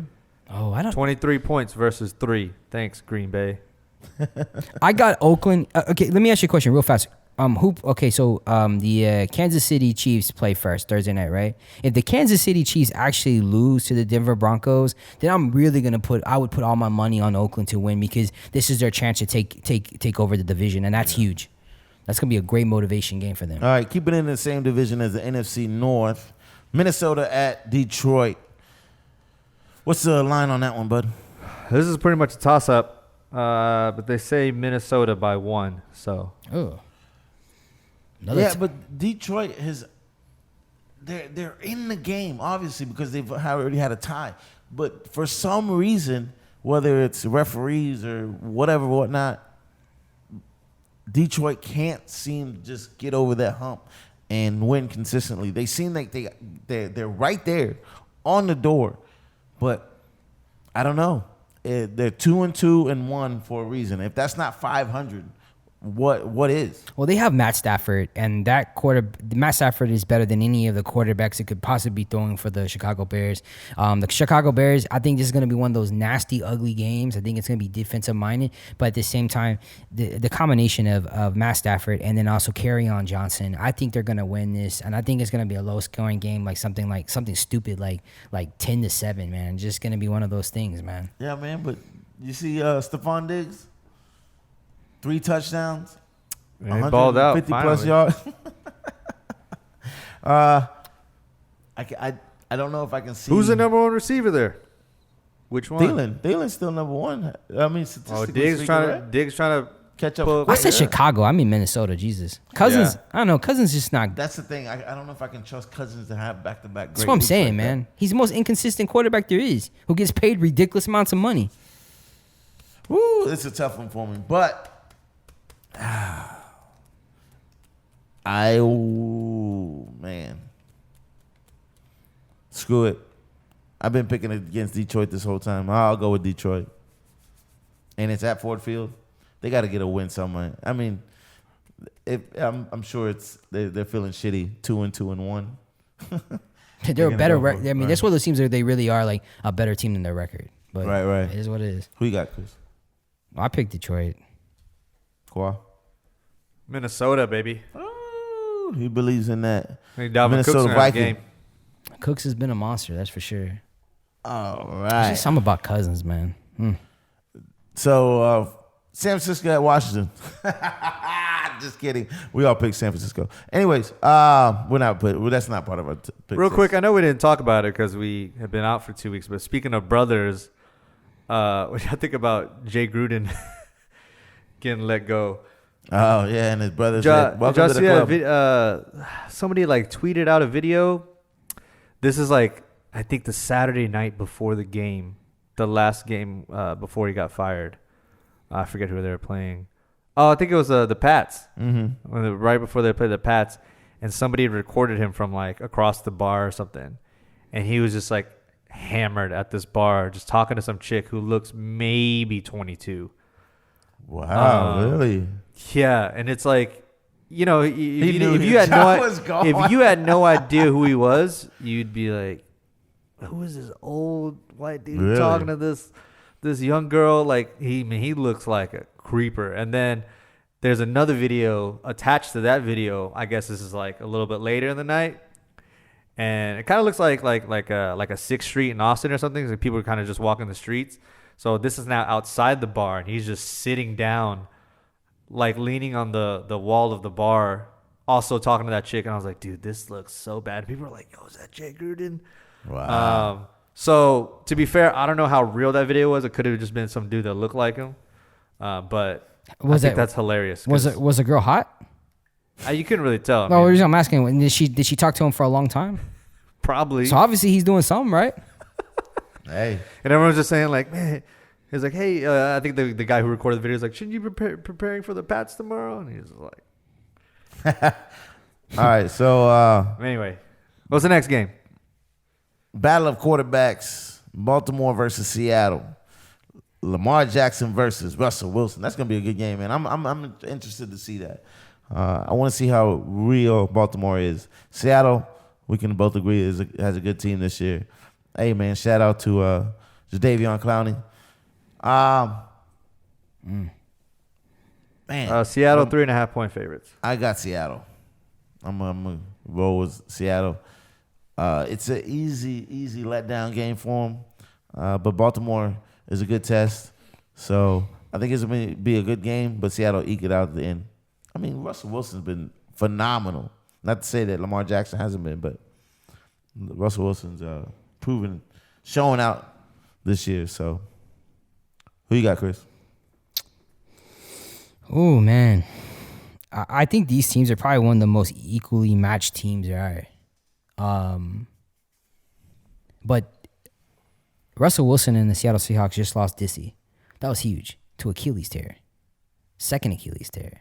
Yeah, he was the big old target for Russell Wilson. And also too, I also think that you have Earl Thomas playing. For him, he's gonna be up to play revenge game. Revenge game. I think that if the Baltimore Ravens can stick to the game plan that they should have been sticking to from the first couple of wins, which is utilize the run game across the board from Lamar Jackson to Mark Ingram, I think this could be a really long game for Seattle. And if Seattle can keep it close, and of course Russell Wilson always has a chance to win, but if they stick to the game plan, and considering I think Earl Thomas is really going to be up for it, I really actually like the Baltimore Ravens winning by like a field goal in this game. Big ones. Man, What's the line, anyways? 3.5 for Seattle. I think I'm on the side with Chris on this one, man. I think I've 3.5, man. I'm gonna go with Seattle by 3. They're not gonna cover the spread, but I can see it. I'm gonna go with Baltimore. I expect Hollywood to have a breakout game. Yeah. I think he's overdue. Man, I want to see how you brought up a good one. How Earl Thomas is gonna come Especially out. with Earl Thomas is gonna have he huge loves Seattle, revenge but on- he hates how he was treated. Yeah. and Oh man, you everything. remember when he got carted off? Yeah. He flicked off Pete Carroll. Yeah. That was one of the I think best. in an interview he was like, "That's the last time we ever spoke," or something like that. He was like, and- "Damn." And there's anyone that knows Russell Wilson's bad tendencies is Earl Thomas. He's been seeing it for like pretty much his whole career. So I feel like Russell Wilson is coming in this game with the true disadvantage. But again, if they can keep it within 3, I think that Russell Wilson has a chance. But there's something about the Baltimore this being like a statement game. All right, so divisional. Let's go, baby. Divisional game up for grabs. Philadelphia at the Dallas Cowboys. 3 and 3 versus 3 and 3.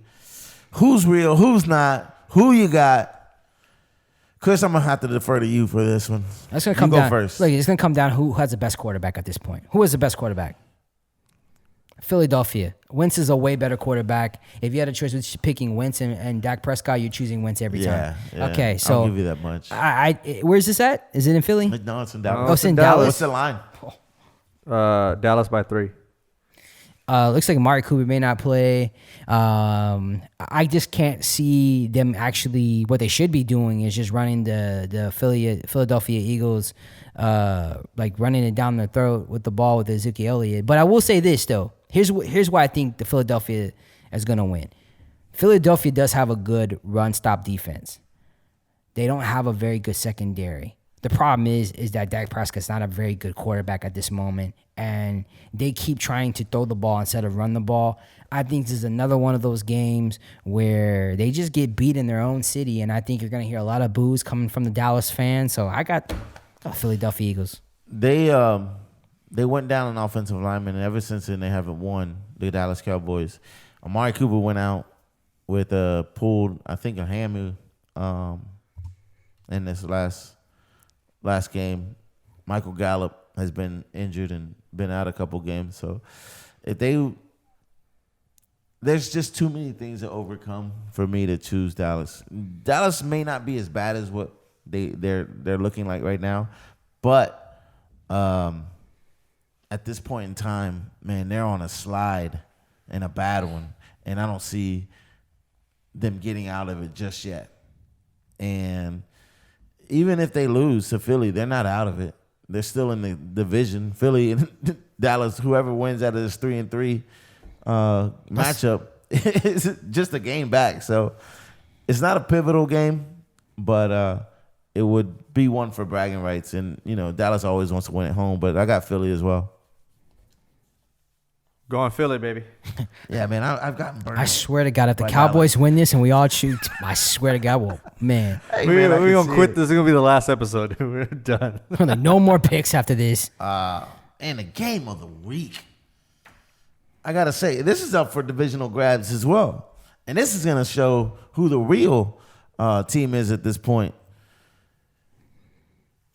Houston versus Indianapolis. What is the line, Khoa? Let's see. Where the hell are we? Oh, It has to be like this Houston is like by a 10. toss-up. No, it's Indy by 1. Indy by 1. Ooh, Lucas Oil Field. man, I want to say it comes down to coaching, and I'm gonna pick Frank White every time. And speaking of offensive linemen being out, Titus Howard. Torn MCL, so he won't need surgery though. But he doesn't believe in Titus Howard anyway, so. You know what? Indianapolis, their defense is gonna keep it down to field goals, and if I've been consistent, I don't think Fairbairn can keep us in the game. So I'm gonna say Colts by a field goal. Who you got, Chris? Listen, guys. It's as simple as this. It's another one of those things. Who has the best quarterback / coach? And since Deshaun Watson is pretty much the coach and the quarterback of the Houston Texans, Deshaun Watson's going to go out there and throw another ridiculous 400 yards on the Colts. I think that Deshaun Watson is going to come and play in the moment. I think he's really engaged right now. I think he's really in the zone. And I think he comes out there and actually hands Coles one of those spank that ass moments. The Texans should be up by way more as far as the line goes. I got the Texans actually winning by 17 points. Let's go. Woo! When is the last time the Statement Houston game has won in Indy? Statement game. That's because we didn't have Deshaun Watson, but we have him now. Oh, okay. Houston fans. Have Houston ever beat Indy in Indianapolis? Yes, I one wanna time. say yes. One time last year. Last year? Okay. I'm going Our year to defer before. to you on that. But who you got, Paul? You already know. I'm going Texans, baby. I think. It's just a formality. Yeah, I have to say it right just to make it official. But yeah, man, I think they're starting to get all the gears turning the right way. Hopefully, the good coaching will roll over to this week too. And I think if there's any game that the Texans unanimously get excited for during a season, it's against the Colts. Colts and Patriots. Those are always the games that get more excited for. Yeah. But so I think this one will be a good test for sure to see, like where we stand. But I got the Texans, man. I don't know about 17 points, but I think it's going to be a good, possibly very high scoring game. About 6 weeks from now, they'll be playing the Patriots. Man, you and me went about it over the weekend. I just want to touch on it real quick. I don't believe in Carlos Hyde. That's fine. You don't need to. Still one of the most efficient, consistent running backs right now in the game. You can call him average or not, but you have an average run game for a team that likes to throw the ball way more than they run the ball. But when they do run the ball, they're averaging 5 points or 5 yards per game. And your boy, who you think is average, he's averaging 4 point something yards per game. I think he is one of those guys who goes and just wears down when done properly. He wears down the offensive line. That's what you need. Duke Johnson is not running down, running an offensive line. I don't necessarily say that Duke Johnson's the answer. All I'm saying is Duke Johnson should be given that chance to, like you say, run through the middle, wear down the defense. And I think that's not his game, though. Why not? That's never been his game. Duke Johnson has always been like a James White, like a Telvin Coleman. He is used as a way. Breida. They're not in between the tackles. And honestly, Bill O'Brien uses maybe that is the game that's changed, and they use them from different. And Bill O'Brien, and you got to understand, stuff, Bill O'Brien uses the run game as a diversion to set up the next 2-3 throwing plays. This in a small vacuum. This is exactly what I'm talking about. You get tackled 4 separate times because you don't tuck in your shirt. Little things like that you in a game of inches will eventually get you. That's what you're going to critique him on? No. I said in a vacuum, because you were tackled by your shirt 4 different times, and you still refuse to put in your shirt. How many yards did he have on that game? I don't know. It doesn't matter, Chris. Oh, it does matter. Because we're talking about how bad of a defense that Kansas City was. Okay, let's do it. Now we're talking about how good a defense that Indianapolis had. John is trying to win an argument with me when I clearly beat him and as far as stats goes, and why your boy that you don't like, Carlos Hyde, is actually the right running back in this position for what the Texans run. And the only thing you're bringing at to me is a goddamn T-shirt. I win. Let's move on to the next subject. By the way, Texans have won in Indy the last 3 out of 4 times we played. Boom. Texans? Yep. Quality. Right there. All Overall, our record is horrible. Yes, it is. All right, so I got Indianapolis. They got Houston. We'll see how it shakes down. Hopefully, I to be honest with you, I want Houston to win. Do you? Do you really? Yeah. I'm 100% Houston fan, but when it comes down to it, man. Is there a new Houston hater? Because I know I get killed all the time. I'm a Houston Texans hater. I don't think it's fair, but it is what it is. Hey, man. Speaking of Houston haters, what? I don't know. Go right on to. Anyways, so that wraps up the NFL portion of the game. And this is a subject we've been holding off and trying to get to for 2 weeks now. Now I get it. Damn it. We're going to talk about Chris's favorite player in the NBA. Let's bring it back. All right. About 12 days ago, Daryl Morey comes out, sends out maybe seemingly an innocuous tweet, and that he reposted saying "Stand for Hong Kong." It was a picture, right? Right, It right. said, Stand for Hong Kong protesters. Stand with Hong Kong to protest. Yeah. And it got some news. News. China, to say the least, the CBA disassociated themselves with the Rockets, who their president happens to be Yao Ming. The Chinese government came out, said that we need to look at Daryl Morey and basically consequences should be had, meaning they wanted him fired. They cut all the games off immediately for the Rockets. So Tencent, which is basically the NBA League Pass, has completely taken off the Rockets game. They actually took off all NBA games, and up just lately they put the NBA back, but no Rockets. The owner came out and he said that Daryl Morey does not speak for the Houston Rockets. And basically, Daryl Morey deleted the tweet. Adam Silver came out and he said that unfortunately, it hurt China's feelings. And I'm paraphrasing. It hurt China's feelings, but they do stand for players, and in this case, executives, speaking their mind.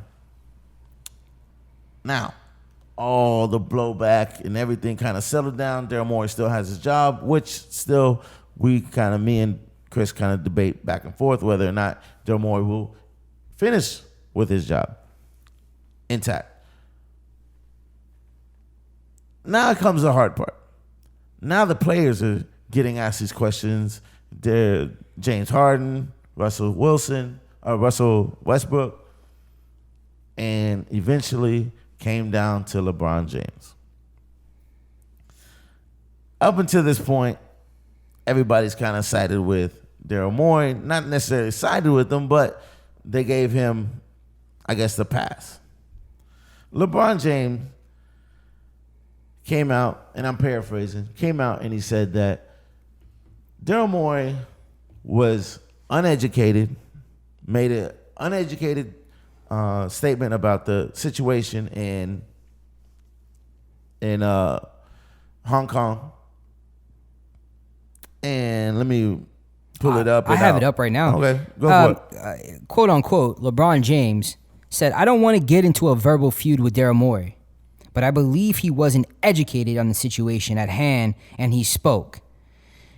And so many people could have been harmed, not only financially, but physically, emotionally, and spiritually.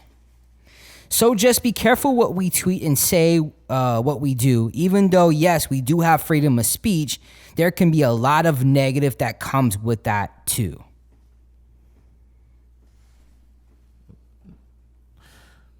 So, man, where do I begin? First of all, me and Chris have been going back and forth about whether or not Daryl Morey's tweet was at the very least appropriate. And I'm on the side of not that it wasn't inappropriate or appropriate, but at the same time, his position, what he represented as far as a member of the Houston Rockets, not only the member of the Houston Rockets, but the NBA, I felt that if there were a repercussion, or different consequences, that was basically like Colin Kaepernick. I knew that as soon as he made that statement, once he left his job, he would never get hired again.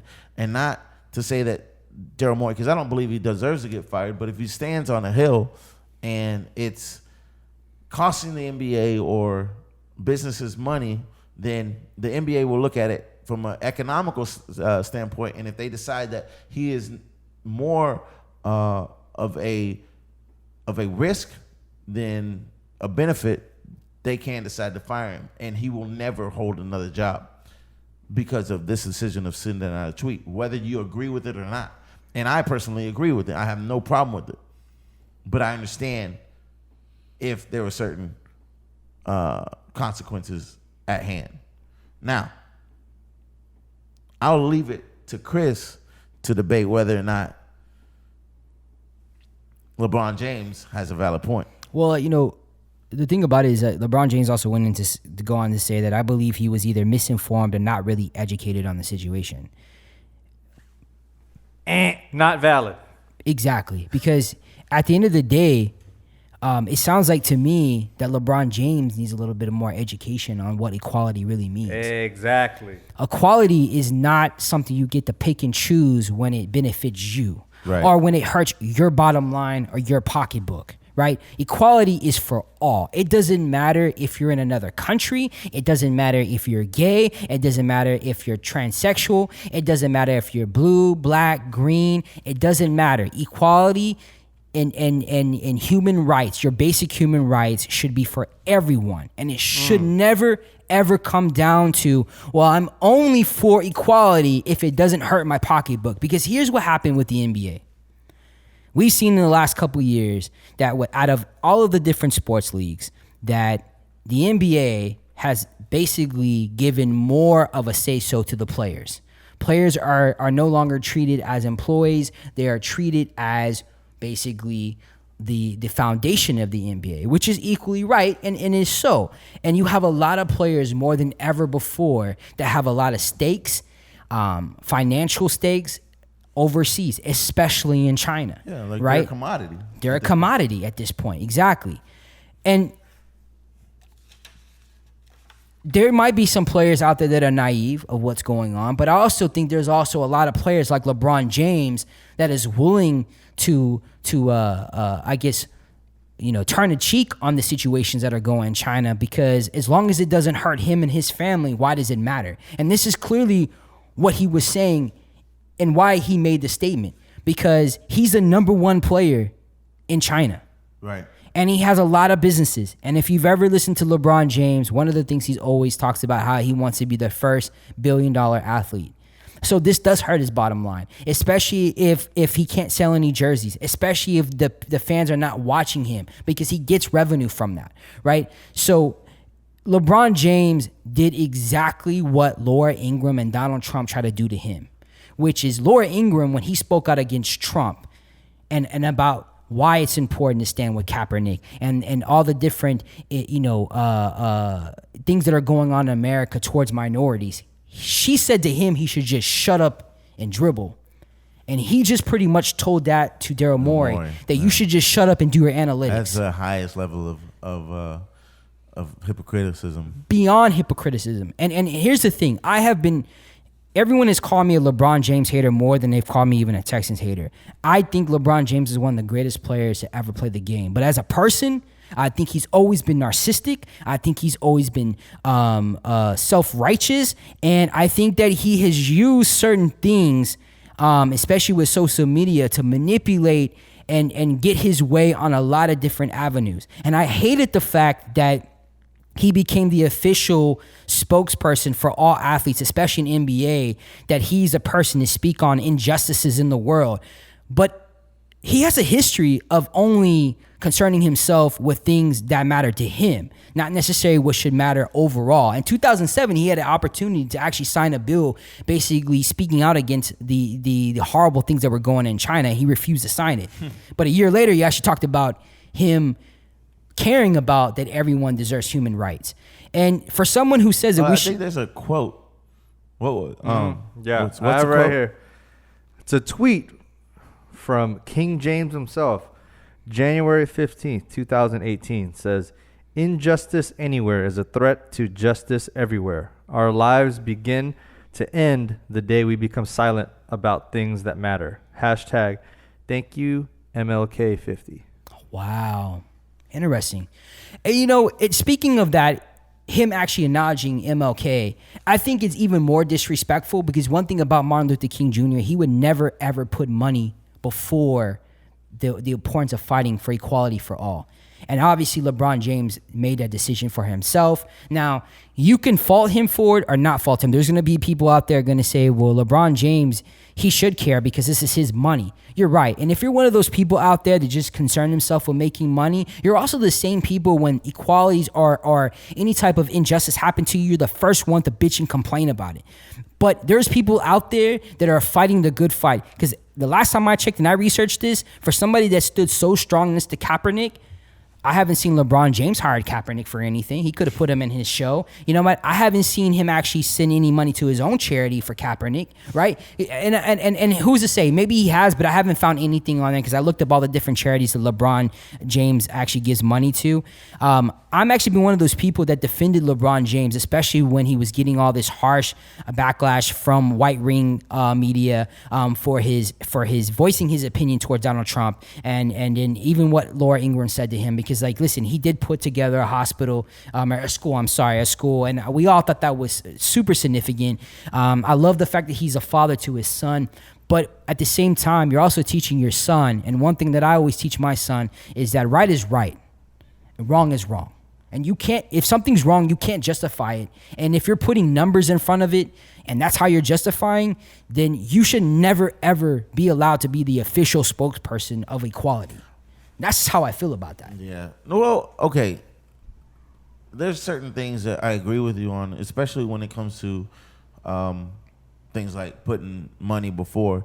And unfortunately, he's the one that said it. He said financially, he said physically, and he said spiritually for some weird reason. I don't know how necessarily that comes into play, but I never want to put words in players' mouths, but maybe, playing devil's advocate here, maybe he was just upset because when Daryl Morey's tweet came out, not only did he leave it for players to answer for him because the Chinese media, because they were actually in China, Chinese media were going to get opinions for the tweet from the players themselves. And again, they were the ones that had to answer it because they were in China, Brooklyn Nets and the Los Angeles Lakers.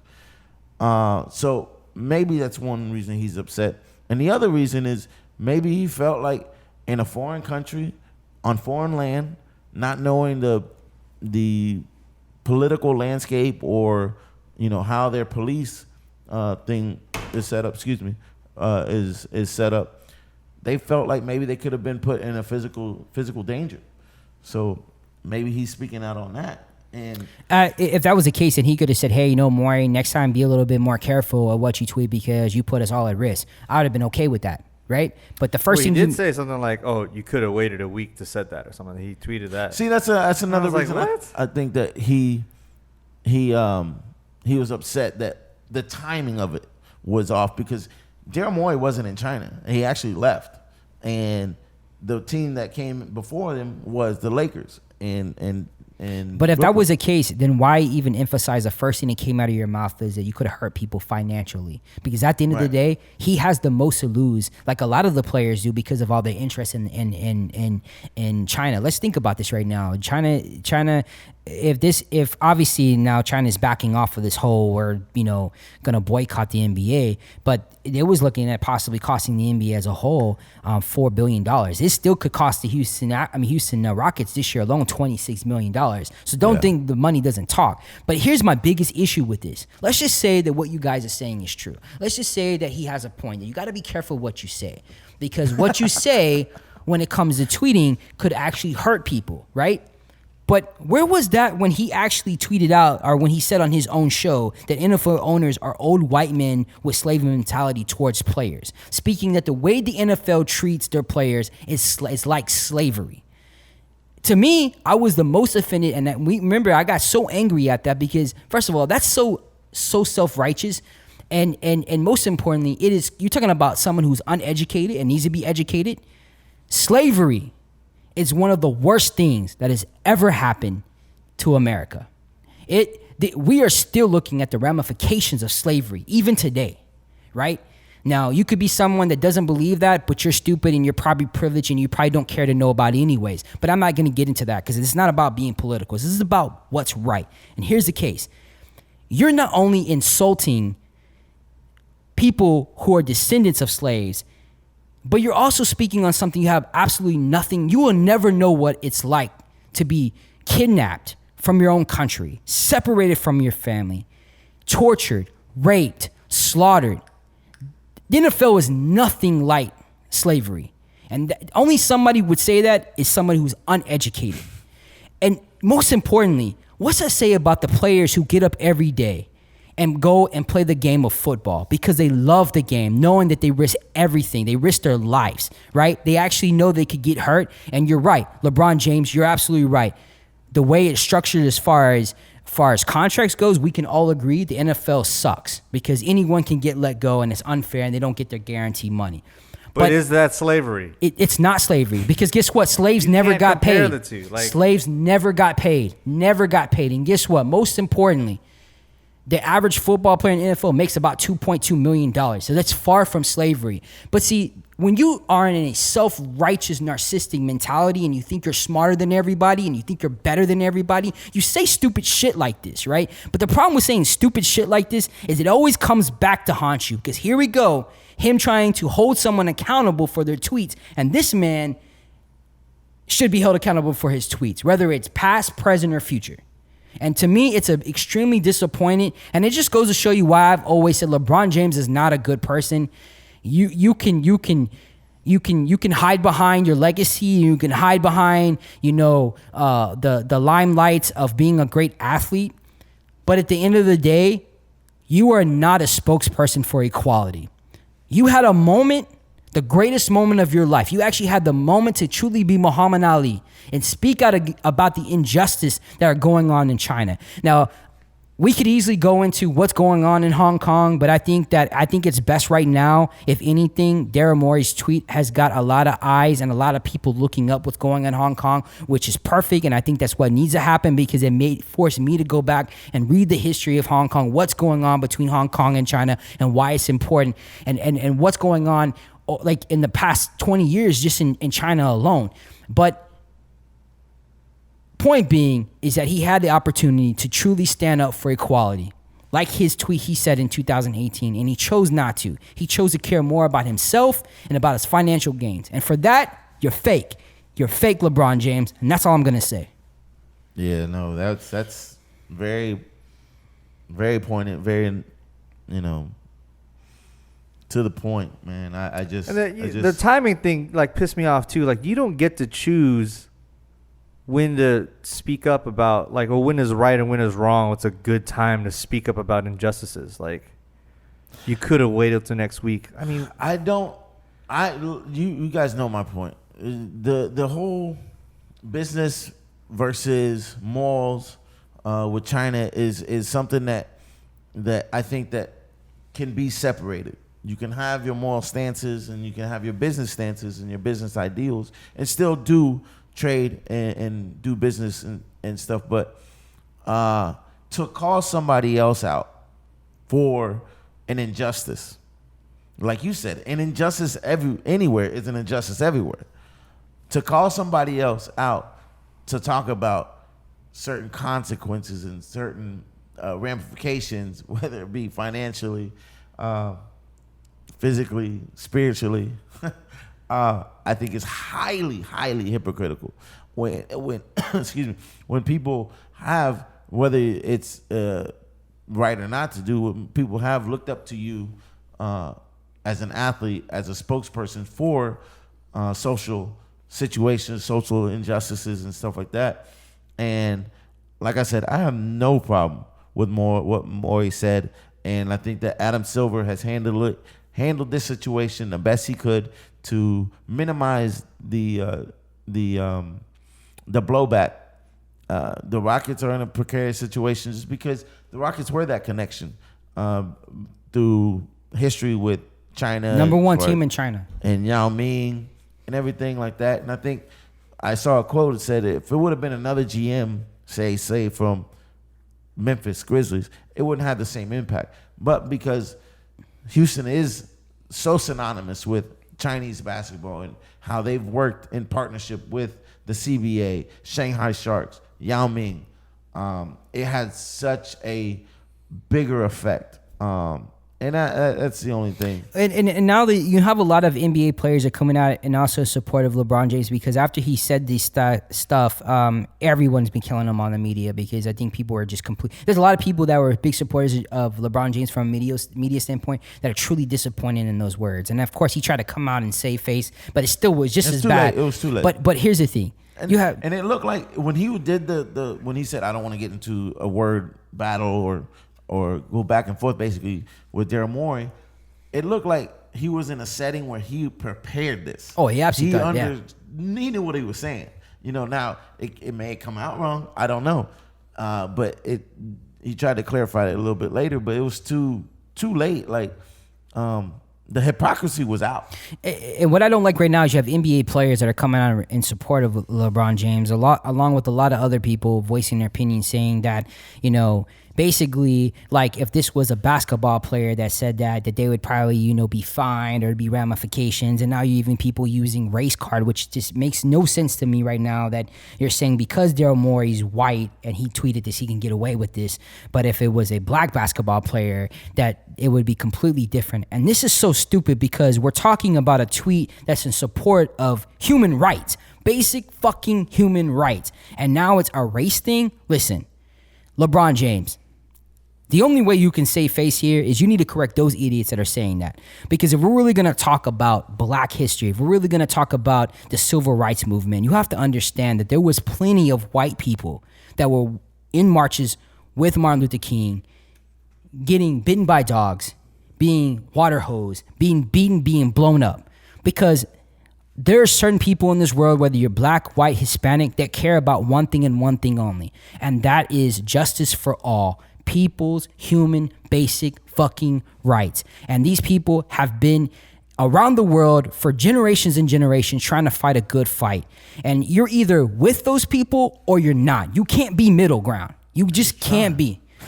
And so I just think that we need to go ahead and end this whole race card thing, because it has nothing to do with race. Right now, the only thing black and white is what the real cause of this is. And that's human rights for those people out there that don't have freedom of speech, that are governed by a government that watches every little thing that they do. A government that, if you think about it right now, if Trump could have his way, anybody that would speak out against him, he would kill them like they do in China. So you know what? I just hope that through all this, that people realize how fake some people are. And it's been said that you have to always be aware of fake prophets, right? Most importantly, I really hope... It's funny that you say prophets. Because I think that's all he's worried about. That's all he's worried about. Ooh. I just heard that connection. I just hope that, if anything, this really opens the eyes to not just Hong Kong, but the injustice around the world. They're not the only place. We have, Cantor, who's dealing with, being threatened. The Turkey government his own country is trying to get a hold of him. And we've seen what happens in these type of countries. An international warrant for speaking out. Insane. Only for speaking out towards his government and the choices and how they treat their people.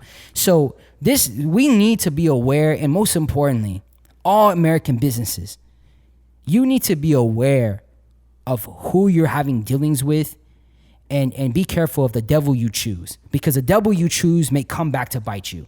And you can't stand for morals and values if profits come before that. That's all I'm going to say about that, because I can be on this damn thing all day long.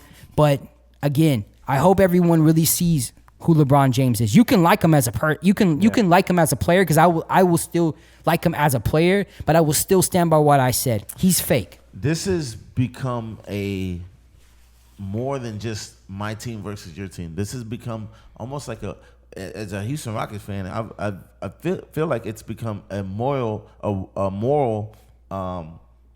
standing point of why I will cheer so much harder for the Rockets and cheer and boo so much more for the Lakers. And listen, they've always had that rivalry, but this put another wrinkle in it, and a huge one. And I gotta say, man, I lost some respect for LeBron James. I did. I did see him as somebody that was in the social justice scene, and wanted to make a good for the world. But I guess it was almost like he was saying self-righteous and beneficial to him only, whether that's spiritually or financially, I don't know. But when he had the chance to be that lightning rod for social injustices everywhere, he decided to take a step back and actually turn his back to what I think is the NBA and Daryl Morey. Yeah, I mean, I'll just say something a little bit about it. I agree with Chris said mostly what I was thinking too. I just think it's frustrating and disappointing that everybody is so focused on what's happening between like Daryl Morey, the NBA, LeBron, and forgetting that the actual issue here is across the world, and that is 10 times, not even 10, 1,000 times bigger than what we're living in. And I think people don't care because it's not happening in their backyard. Right. So they all these, I mean, these social justice warriors, for the most part, I mean, I feel like some of them understand, but I think a lot of them that are criticizing and whatnot, like, do you have any clue, like, what is actually going on over there? Like, have you researched the protests? Have you researched? Who is he to say that Daryl Morey is uneducated? Yeah. You know what I mean? Like, who's he to say that he doesn't know what Daryl Morey is educated on or not? And honestly, I think you have to be educated to even post something like that. If you don't know what's going on over there, you're not going to post something like that. You know what I mean? He has family. The thing about people don't realize that Daryl Morey also said that, and he even spoke on it, that he has family and friends that live over there in Hong Kong. So he has a lot more insight than most people probably have. Here's one thing about the way I find a big problem with the hypocrisy that's going out from LeBron James. First of all, LeBron James is one of the ones you touched on a little bit. They told him to shut up and dribble. He's like, I will not shut up and dribble. I am more than a basketball player. Cool. I'm for that, right? You essentially just told Daryl Morey to shut up and, like you say, do your analytics, be a GM, don't do nothing, right? Sport, and this is where I battle other people and others' ideology, because I'm reading a book which it just goes through the history of sport. And one of the biggest points of every era of sport is because there's a place where sport has mixed with politics. It happens, and it happens more than we think. We battle it every single generation. Right. We battle it from Carlos John. I can't remember the Olympics. The Olympics, and they had that stand where they held their fist up in the black glove. Muhammad Ali standing for what he believed in and not going to Vietnam. And Jackie Robinson, man. Jackie Robinson. All these things. Dude, we fight this fight where we think that sports is apolitical, and that's completely farthest from the truth. This is a moment that, as far as a Houstonian, in my opinion, this is a moment in the history of sports that where we took and we decided to fight the good fight or stand for what we believe in as far as our values as a human. I mean, as a not just an American citizen, but a human being, human rights.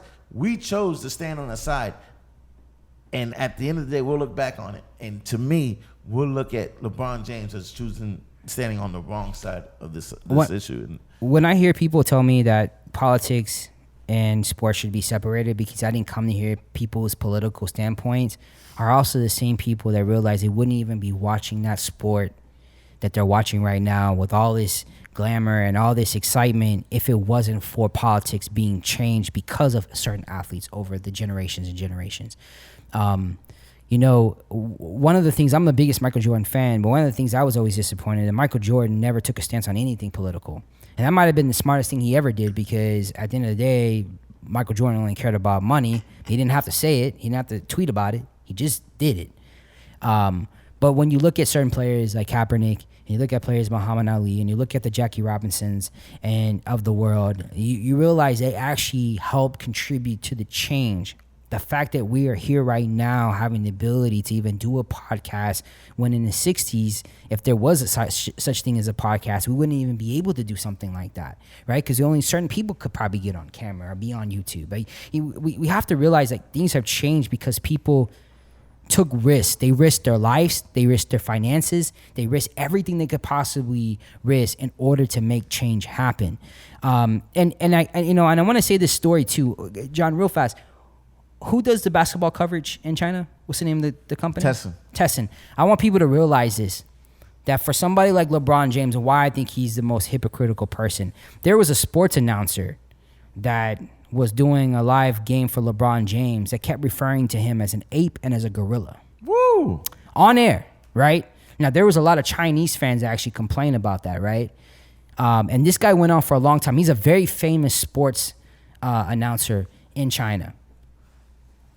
I didn't see LeBron James speak on equality then. I don't think LeBron James even said anything or did anything about someone referring to him as a gorilla and ape, which is very racist, right?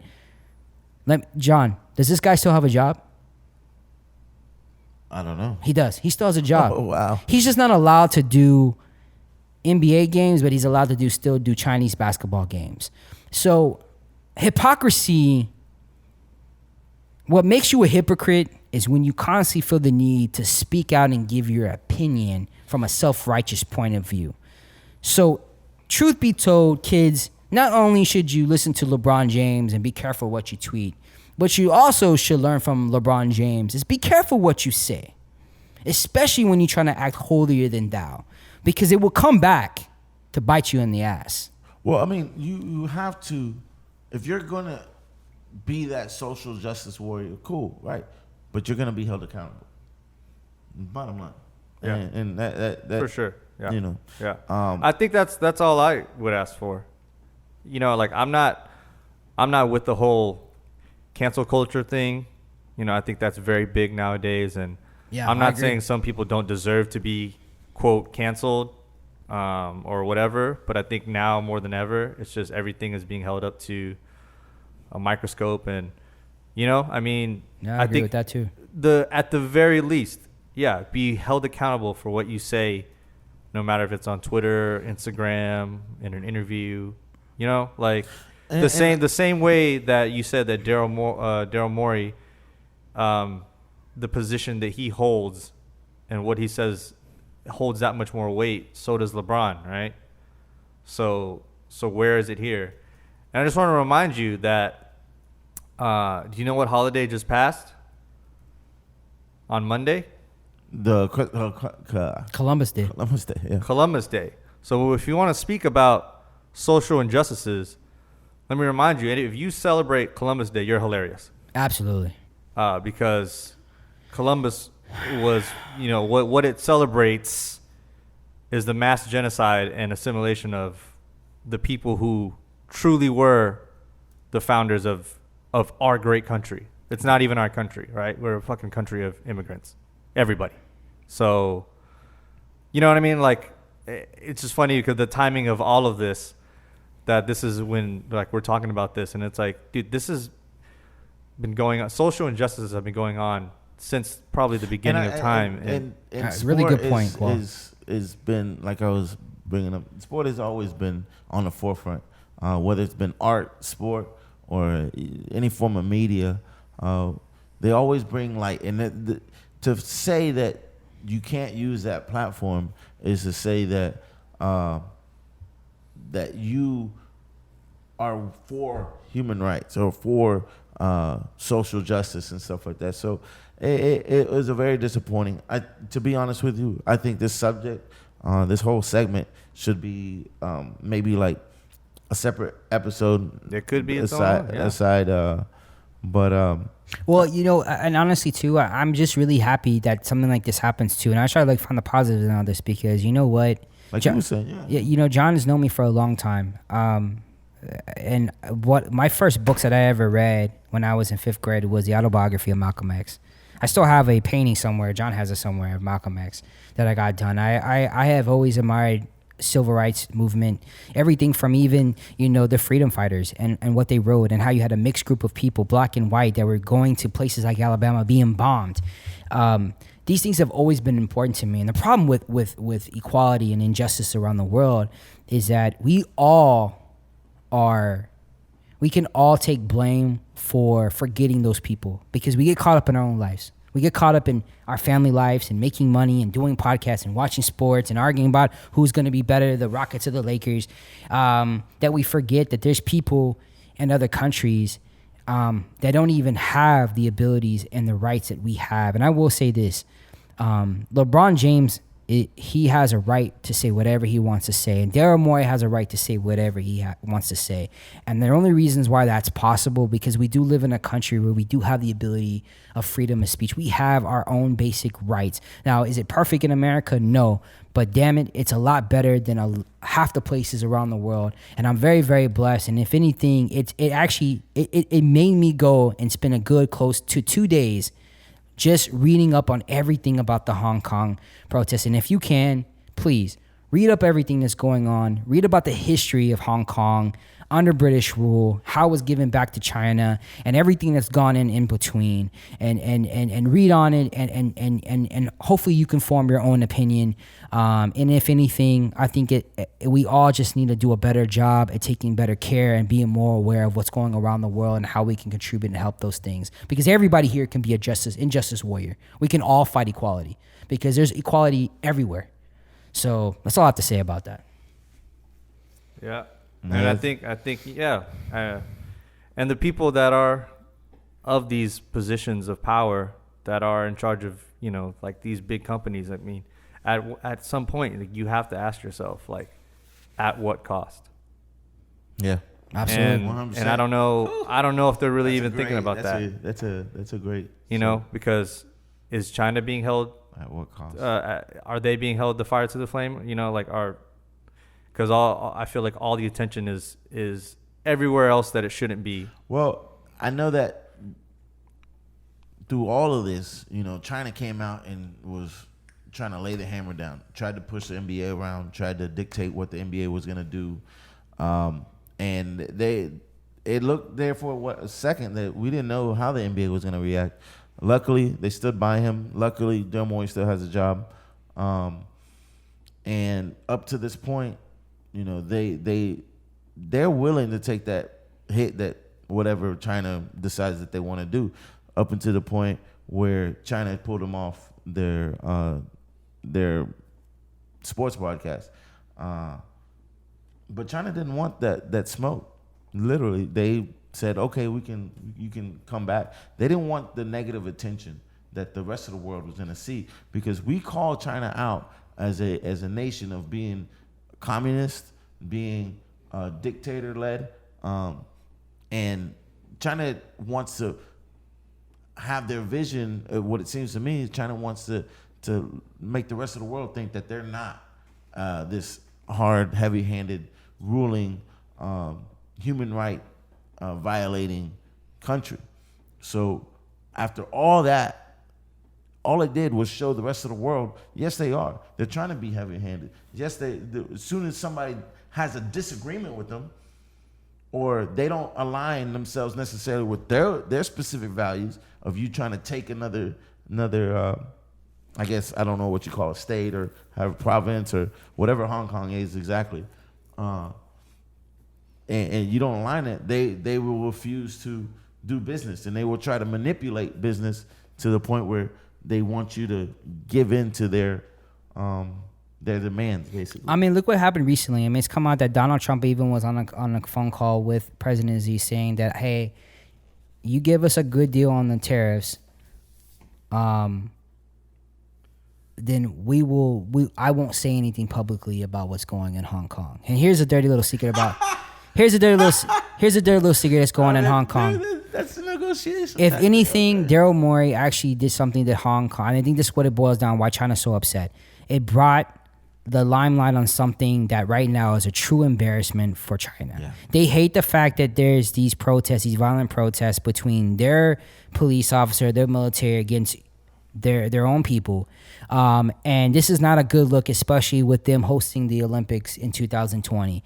This is bad for them because they are fearful that at the end of the day that people are going to start boycotting and countries are not going to show up to the Olympics. And you think about billions of dollars as far as the NBA losing. Imagine how much money China will lose if no one comes to the Olympics. That's huge. And so at the end of the day, like I told you, China needs the NBA more than the NBA needs China. I just wish that American athletes and Americans in general would see that, because without the NBA, there is no CBA. I'm sorry, but no one... someone name me a superstar right now that's not Yao Ming and not Jeremy Lin that plays for the CBA. You know, one thing that you were saying was you felt like we lost sight of it. And I'll say this, Daryl Morey brought more light to it than anybody in the NBA. Mm-hmm. And the partnership that we have with China is huge. Mm-hmm. And so, listen, I researched on the China situation with Hong Kong more than I ever have, had it not been for Daryl Morey. Yeah. And I think that's a big positive thing that people should have taken away from it. You know, I mean, we go back to how controversial things are as far as, you know, this. You can take this back to like when Dave Chappelle stand-up came out, right? I mean, very controversial, and I think a lot of people were disappointed because they felt like he was taking a stand and whatnot, but. What people, I think, fail to realize that it's even a byproduct because they got so mad at, I think, whatever was said is that he's actually normalizing these things that are happening to people that probably most people of his power wouldn't be talking about. And so at the end of the day, it's doing what? It's getting people to learn about it, to talk about it, creating that dialogue. Right. And whether Daryl Morey originally intended that, I mean, that's what he's doing. And I think that that's more positive than anything. So hopefully, you know, people are educating themselves, including you, LeBron, in what's actually happening. And then that way you have more of a base to stand on when you say whatever when you go to China and get that, what's it worth? Yeah, you know. So last thing I want to say basically is that I feel like China is Sony, the U.S. is Marvel, the NBA is Spider-Man, Daryl Morey is Kevin Feige. Hey, man. Who's winning the battle? And when it all comes down, if you really want to make money, you're going to work together even when you don't like each other's politics or ways. You know, the biggest measuring stick, the biggest barometer here is whether or not somehow, some way, Daryl Morey does not get fired. If he gets fired, I think that in a little way, China won, and I think that the NBA caved. And it may not be direct, and it may not be. It may be something as simple as him stepping down on his own, right? But you know that wasn't him. And I told Chris from the beginning of the show. Before the show, the moment Daryl Morey is no longer the GM of the Houston Rockets, say he loses his job, whether he steps down, resigns, or gets fired, he is no longer a GM in any NBA basketball team. I feel really strongly about this. If Daryl Morey loses his job, I will no longer be a Houston Rockets fan. And I know that sounds crazy because John knows how passionate I am about the Houston Rockets, but I believe in standing by your morals and values, and no one should be fired or let go for doing the right thing. We're looking at a political craziness that's going on right now, that people are coming out of Donald Trump's own, his own people he's chosen, and they're speaking out against him for things that he's doing wrong, and these are called whistleblowers, and people are calling them traitors. Listen, when it's all said and done, doing the right thing has its consequences, especially in today's landscape. But I stand by always doing the right thing. I tell Josh, and I've lived by this, is always do the right thing even when no one's looking. Even if Daryl Morey consciously never thought that this would blow up, he should not be penalized for standing up for people who no one ever stands up for. Yeah. And so if he does that, then I honestly will have to wash my hands with the Houston Rockets, especially because I know it would be from Tillman Fertitta and the NBA, just because I just think it's just completely just ridiculous. And, yeah, I hope he doesn't. But why just the Rockets? Why not hold the rest of the NBA accountable? Just so you know, because that's not just going to be a Rockets call. No, I agree. He knows. That's an Adam Silver commissioner type of call. I don't even like the NBA. I don't even like the NBA. He knows that. I hate the NBA, but I watch the Rockets. The only thing I ever watch NBA related is LeBron James. I mean, not LeBron James. There you go. The only thing I watch, the only thing I watch is James Harden. James Harden and the Rockets, but tell us how you really feel. With that being said, some positives, because your boy got to go to the open practice this past Monday. Yeah, man, I wanted to ask you about that. That shit was tight. It was so tight, and not only that, but even James Harden was even saying how he can't wait for this season because if this was an open practice, man, that place was packed. That place looked more packed than our own games that are on national TV sometimes. It was crazy. It was so packed. Awesome. A side note, and maybe I'm being a little bit petty. There was no Chinese fans. I just want that to be on record. So maybe the boycott is real. I don't know. But point being, it was really, really cool because I didn't know I didn't know how an open practice would be. It was, my son is getting older. He's about to be 18. So I thought there would be a great bonding between me and him watching. I surprised him. And it was really awesome because they were actually really, really practicing. If you go to our podcast, I don't know if it's still up, but there's some live footage that I took of it.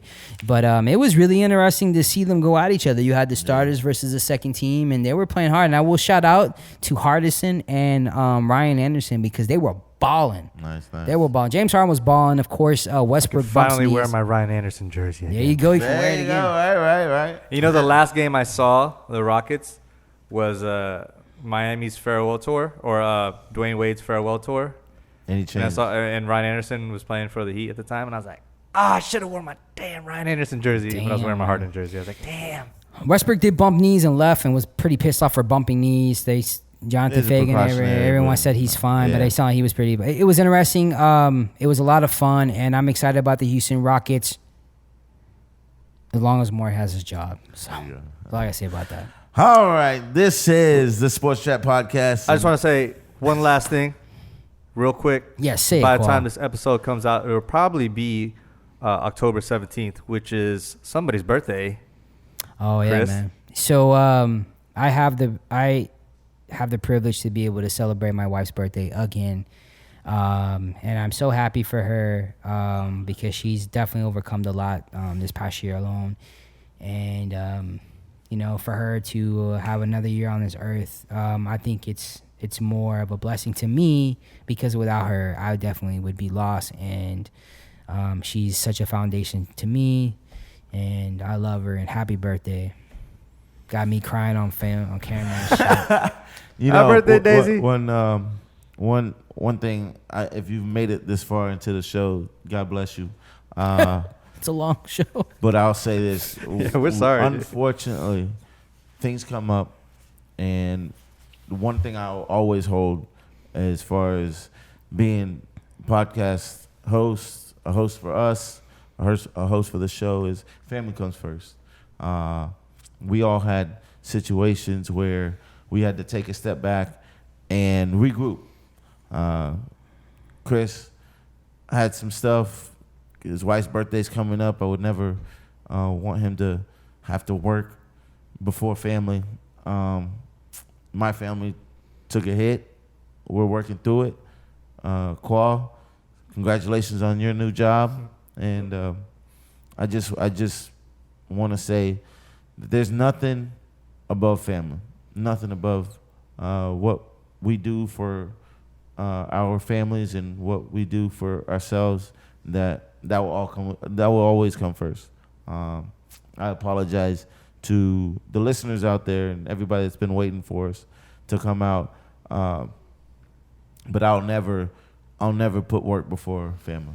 I love you guys. I love my family, Daisy, my wife, Khoa, and your girlfriend or future girlfriend. Or, Yeah, if you're listening now. Slide in my DMs real quick. God bless you guys. I really mean that from the bottom of my heart. And thank you for taking this break with me and allowing me to get a chance to regroup. But, yeah, thank you. Well, with that being said, go Astros. Go Rockets. Go Texans. Go Texans. Go Khoa. Go John. Go Chris. Go our families. We love the city of Houston. And most important, thank you. God bless you. Thank you. And good night. Peace. Thank you for joining us. This has been the Sports Trapp Podcast. My name is John Trapp. This is Christopher Rodriguez. Follow us on Instagram, Twitter, at the Sports Trapp. Check us out on Google Play, iTunes, Speak your truth, John. Spotify, and also watch us right here on YouTube. Thank you so much. We out.